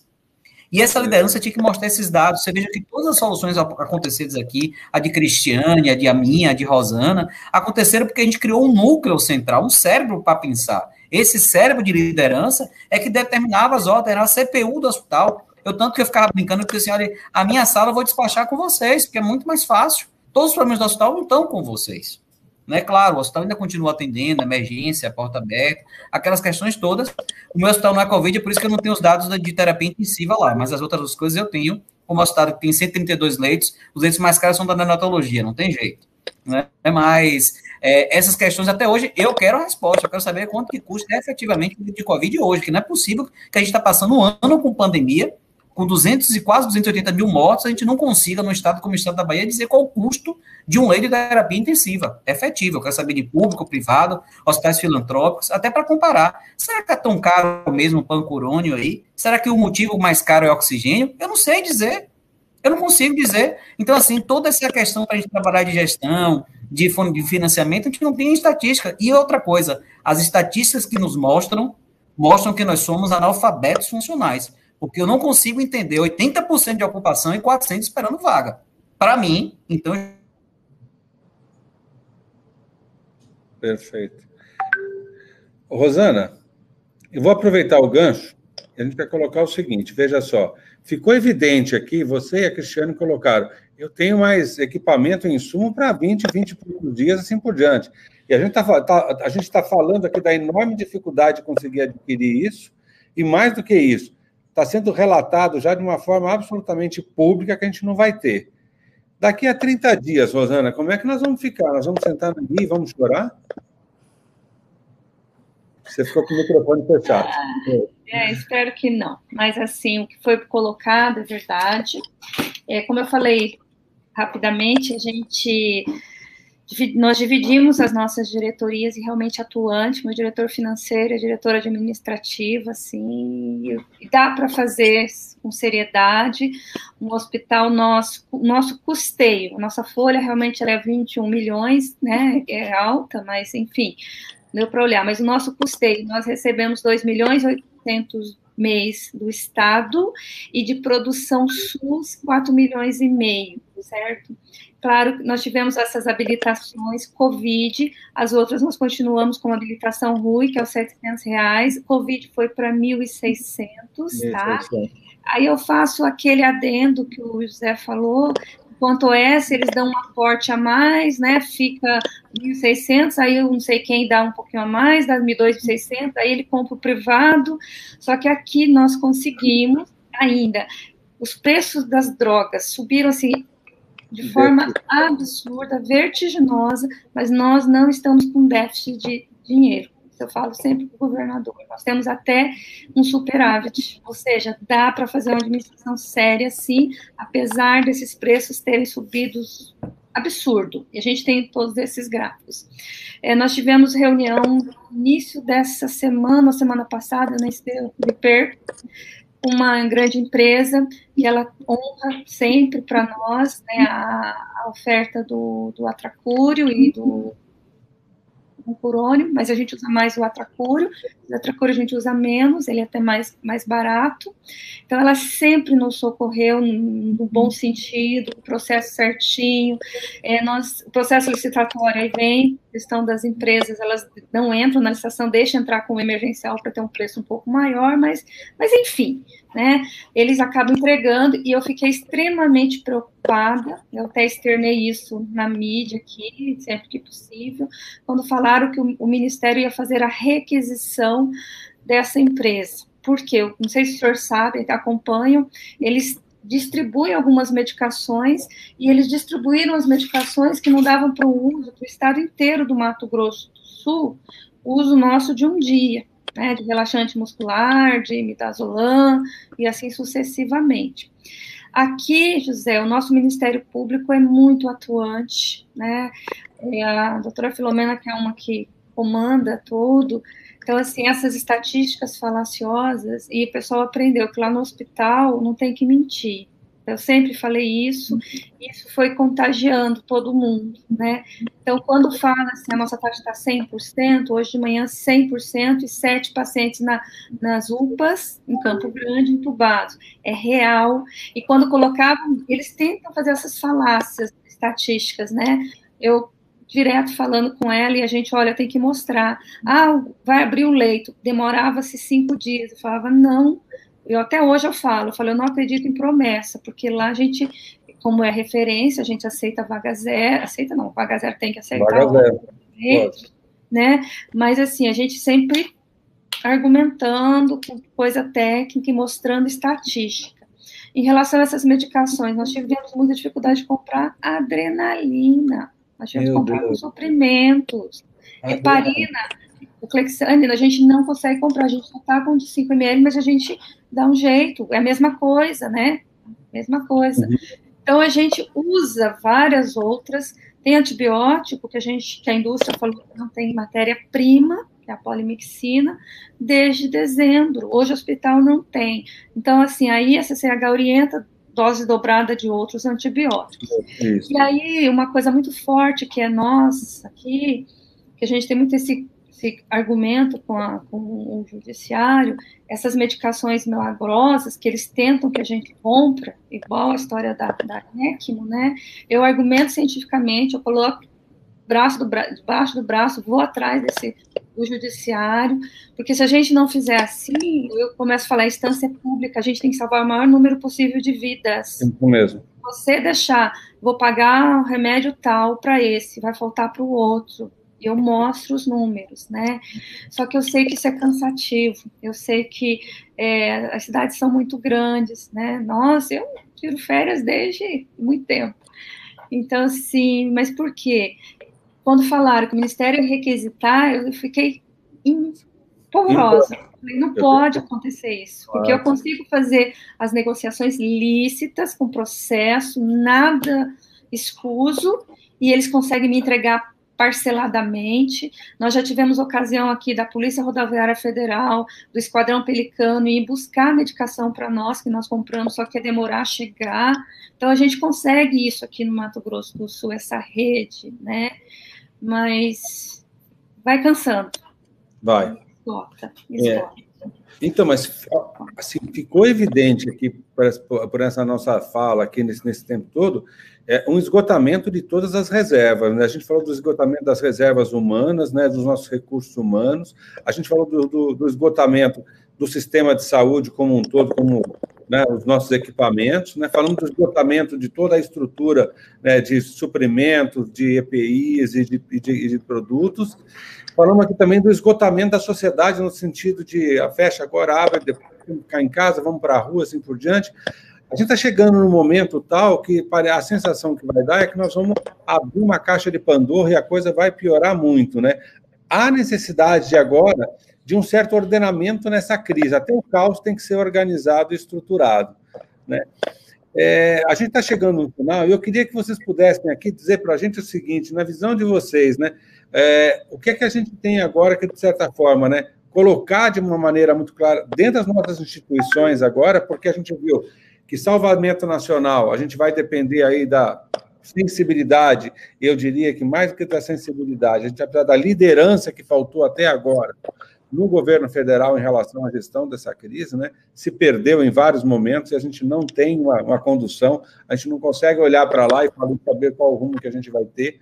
Então, nesse momento que as vacinas vão demorar, e esse é um outro capítulo, o que a gente precisa agora é salvar as pessoas agora que vão estar infectadas, que vão precisar de sedação, que vão precisar de ventilação, vão precisar de monitor.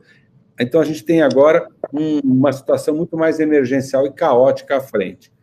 Nesse contexto, o que a gente vai ter que priorizar aí? Cada um de nós vai ter que priorizar na sua instituição e o que a gente vai ter que priorizar de fala para a nossa sociedade agora, nesse momento agora, na opinião de vocês. Eu vou começar falando pelo Zé e depois a gente vai andando.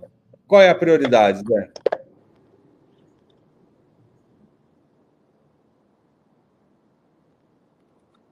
Com o microfone fechado, Zé. Coisa que a gente percebeu muito aqui nesses últimos dias, e você que a estatística apareceu, Rosana, ainda bem que você conseguiu, viu? Porque esses dados são difíceis aqui, eu queria ter os dados nacionais e por região para a gente ver, porque muda bastante a compra de um insumo de um hospital para o outro, de uma cidade para outra, e a forma como tem. Então, se a gente tivesse esses dados, facilitaria bastante, inclusive, para regular o preço. Uma das coisas que regula o preço é saber quanto que o outro está cobrando, e a gente nem sabe nem quanto que o outro está cobrando. Uma das coisas que a gente percebe muito nesse período que era uma coisa bem simples, que os Estados Unidos da América fez. Os Estados Unidos da América resolveu investir justamente na vacinação, que eles sabem que é a solução definitiva disso aqui. A gente tem tantos escândalos hemobrais, tantos bancos de sangue aí foram realizados, e a gente só teve o Butantan desde o início dizendo que ia produzir, junto com a Fiocruz, a vacina. Um país continental como a gente, o estado do Nordeste tem várias estatais, inclusive o meu estado tem a Bahia Pharma, ninguém se fala na produção de vacina.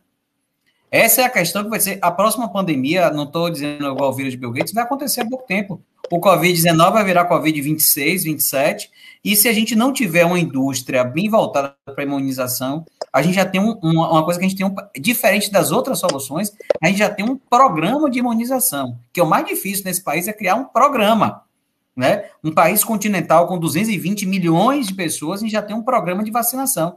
E vacinar não é fácil, só está faltando a vacina. Eu creio que a solução para todos os outros grandes problemas, e a gente está vivendo uma situação, Sérgio, que é sanitarista, sabe muito bem disso aqui, a gente está pagando preço alto por não investir em saúde básica, no atendimento primário. Tudo isso que a gente está vivendo, o caos, essa situação toda, é que a gente nunca investiu em saúde básica. A gente resolveu fazer hospitais faraônicos na época dos militares, que é o caso do Hospital Roberto Santos, hospital de 600 leitos, outros grandes hospitais foram feitos aí, mas esquecemos de investir justamente nessa questão toda da saúde básica e da educação da população. Veja que todos esses comitês que foram feitos, todas as nossas experiências positivas aconteceram no momento que a gente treinou a pessoa e a população já podia ser treinada desde o princípio com valores para usar máscara. As festas de rua, as festas de largo continuam acontecendo porque essas pessoas não têm a menor higiene, a menor noção do que é saúde pública. Eles não sabem o que é público, imagine saúde. Então, essa é a questão que a gente tem que ter. A gente tem que voltar realmente a investir em atendimento. Não é falácia, não. Todos os nossos grandes problemas acontecem porque a gente esqueceu de fazer a primeira etapa. Eu não consigo escrever se eu não souber o ABC. Então, eu tive que ter uma professora primária. Para defender meu doutorado, eu tive que aprender a ler inglês, fazer atividades estatísticas. Então, alguém me ensinou as atividades básicas. Então, se a gente não voltar a reinvestir na atenção primária, a gente vai ter esses mesmos problemas e a gente vai ter outros booms que vão acontecer com hoje, frente aos pacientes cirúrgicos. O que eu fico muito chateado é que a gente passou um ano e não existiu nenhuma dessas soluções, tirando o estado de São Paulo e o estado do Rio de Janeiro, porque tem a Fiocruz, para fazer esses projetos de imunização, da fabricação da vacina. A gente teve recentemente no Paraná o escândalo da Hemopraz. Quantos escândalos tiveram dos vampiros aí? Quanto dinheiro já foi gasto com essas questões? E imunização é fácil. O custo da vacina é barato. Hoje a gente fica discutindo se é a Pfizer, se é a Oxford. A gente não tem a nossa. Qual é a vacina brasileira?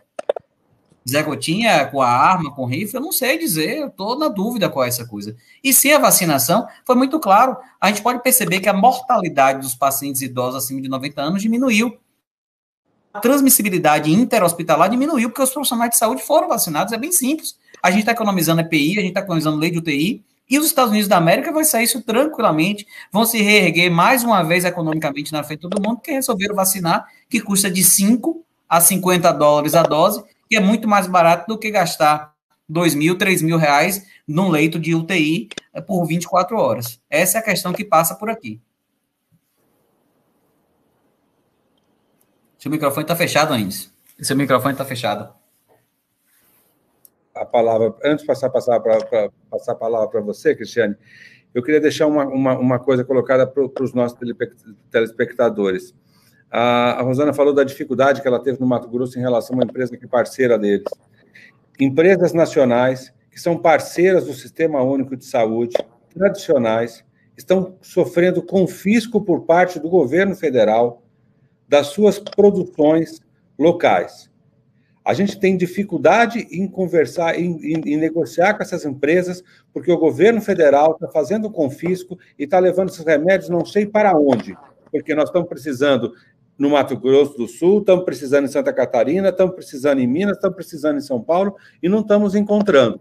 Então, a minha impressão é que devem estar colocando naquele mesmo depósito que eles colocaram ano passado, aqueles testes que venceram, né? Que deixaram lá mais de 5 milhões ou 7 milhões de testes que depois venceram agora. Então, eles estão confiscando a produção desses laboratórios e nós estamos com nossos doentes hoje com estoques para 20 dias e 30 dias. A gente vai ter que bater na porta do Ministério e perguntar onde é que eles estão escondendo esses remédios.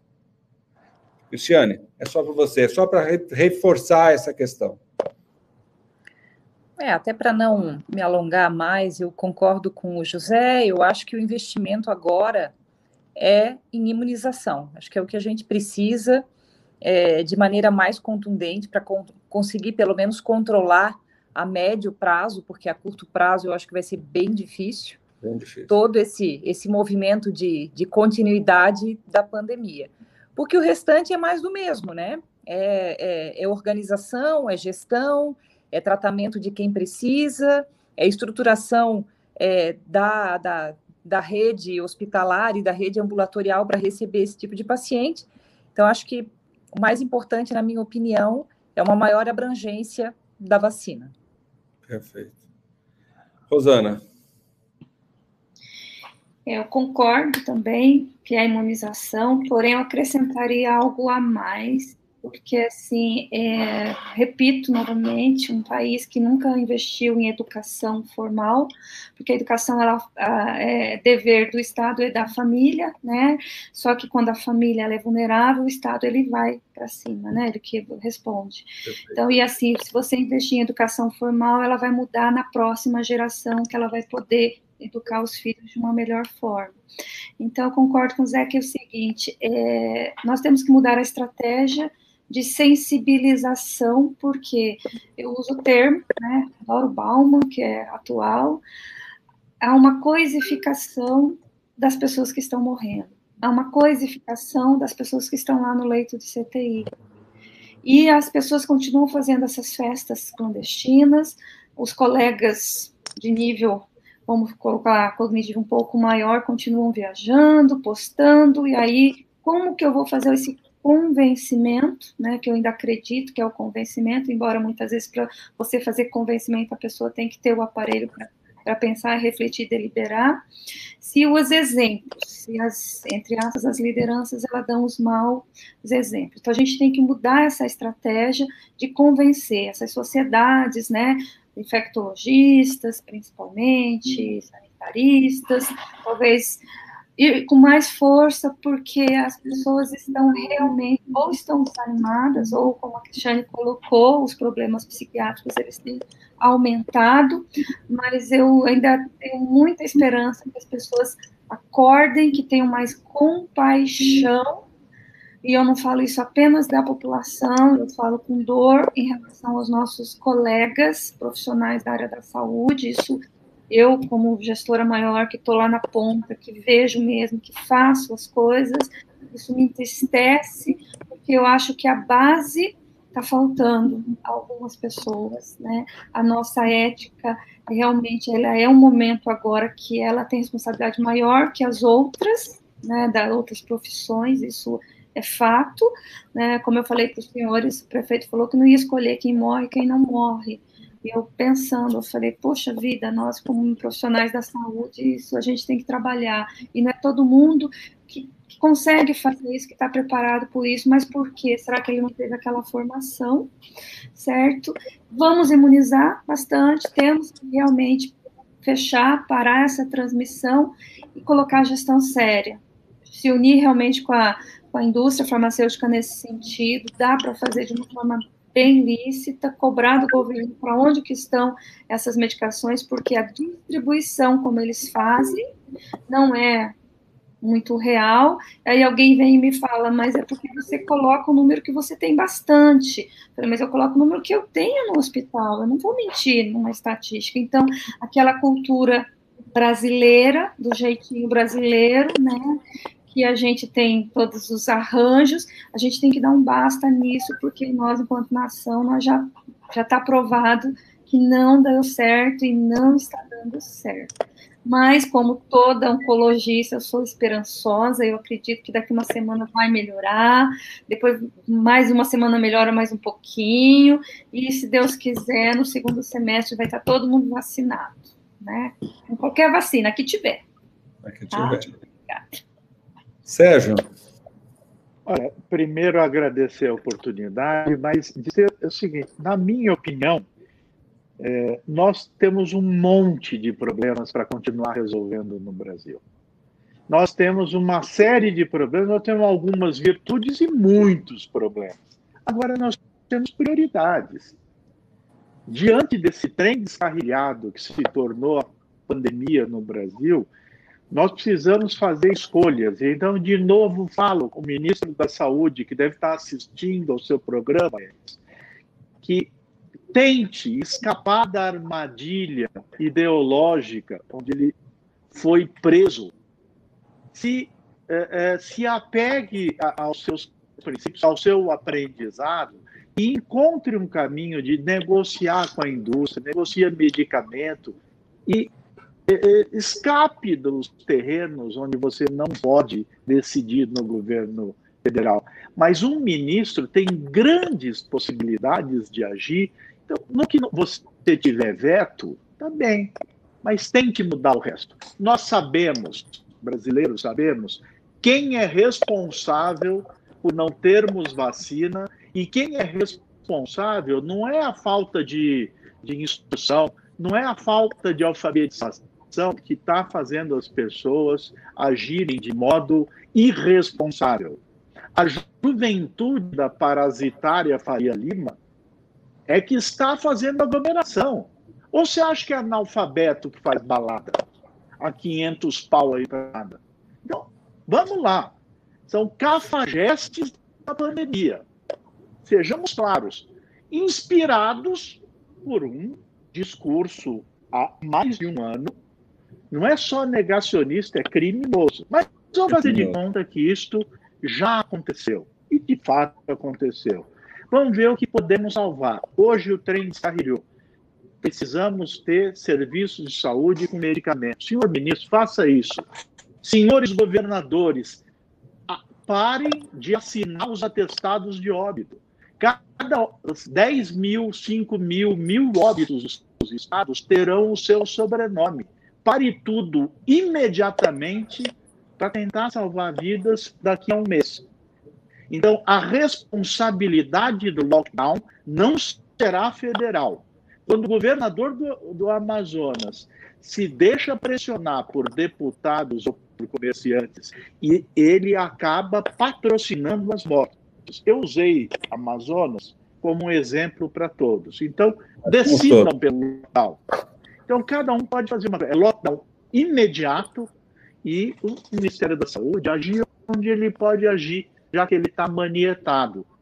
E nós vamos continuar trabalhando, lutando no dia a dia, pois a única coisa que sabemos é trabalhar e ter esperança. E enquanto a gente estiver vivo, nós vamos continuar fazendo esse trabalho. Agradeço a oportunidade de, num momento como esse, discutir um assunto tão difícil. Mas precisa ser discutido com pingos nos is, como diziam lá em Dois Córregos. É isso mesmo. Porque, assim, a gente tem uma situação agora que tem uma instância cuidando de vacina ou cuidando mal de vacina, que ela continue cuidando da vacina.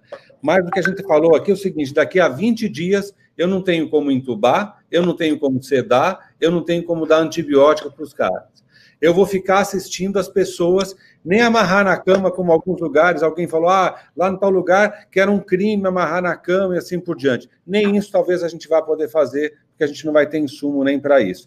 Então, se alguém não tomar o rédea da situação agora, entender que isso agora é uma senhora calamidade, ou imediatamente, e resolve nesses próximos dias, e você falou muito bem, Zaneta, é muito tranquilo, nesses próximos 25 dias, uma força nacional buscar midazolam, opiáceo, bloqueador neuromuscular, 4 ou 5 antibióticos, porque é disso que a gente não precisa. A gente não está precisando daquele remédio miraculoso que o Trump tomou. Aquele também nem acha, né? Porque a propósito, você procura por aí, ninguém tem. Ele começou custando 2 mil, foi para 5 mil, está 10 mil, no leilão do Mercado Negro deve estar custando 40 mil essa hora já. Pois bem, a gente não precisa daquilo. A gente precisa de 7, 8, 9 drogas básicas, que a gente tem acesso a ela, mas parem de confiscar os laboratórios que ajudam os hospitais brasileiros. Eles têm ajudado. Não adianta o governo federal não fazer a parte dele, ir lá e confiscar a carga desses caras, confiscar a produção. E, como eu falei, colocar não sei aonde. Por quê?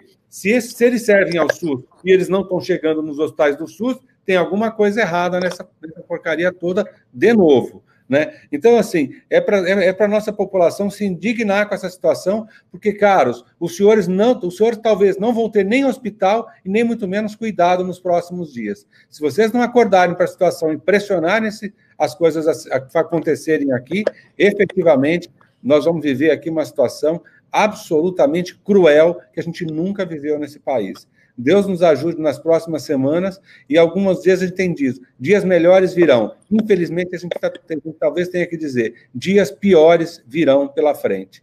Como é que a gente vai fazer para manejar esse caos? A população vai ter que ter consciência e ciência disso. E não precisa do seu governador, do seu prefeito decretar lockdown. Se decrete em lockdown, se proteja. É a única arma que você tem. Porque se você ficar doente, eu sinto muito, eu vou ter uma enorme dificuldade em cuidar de você. E isso vai entristecer a todos nós que, ao longo da vida, lutamos para salvar as pessoas. Nós vamos ver as pessoas morrendo à nossa frente sem poder fazer absolutamente nada. É um boa noite duro que a gente tem que dizer, mas esse é o boa noite que a gente tem que dizer para vocês. A gente espera que aqueles que têm as suas responsabilidades, que as assumam de verdade, né? E que parem de fazer um pouco desse proselitismo político que tem feito agora, tá bom? O Hélio Reis coloca aqui, o governo de São Paulo acabou de decretar um período de 10 dias de antecipação dos feriados. Há algum discernimento dos gestores políticos para o problema? Divulgado agora no Jornal Nacional. Foi um pouco do que o Zaneta falou, ele usa um artifício, ele não tem a coragem de ir lá e dizer isso, então ele está usando um artifício para fazer aquilo que ele deveria fazer. De novo, está todo mundo jogando com 22, está todo mundo preocupado com essa maldita dessa eleição de 22 e está literalmente andando para vocês todos, população. É isso que os nossos governantes estão fazendo, infelizmente. Mas é isso que a gente tem para hoje. Gente, muito obrigado pelo tempo de vocês, pela disponibilidade. Obrigada. Isso que a gente tenha amanhã à disposição de continuar trabalhando como a gente tem nos últimos dias. É isso que nos resta. Obrigado. Bem sereno. Até logo. Até mais. Obrigado. Obrigado. Um abraço. Tchau. Obrigado.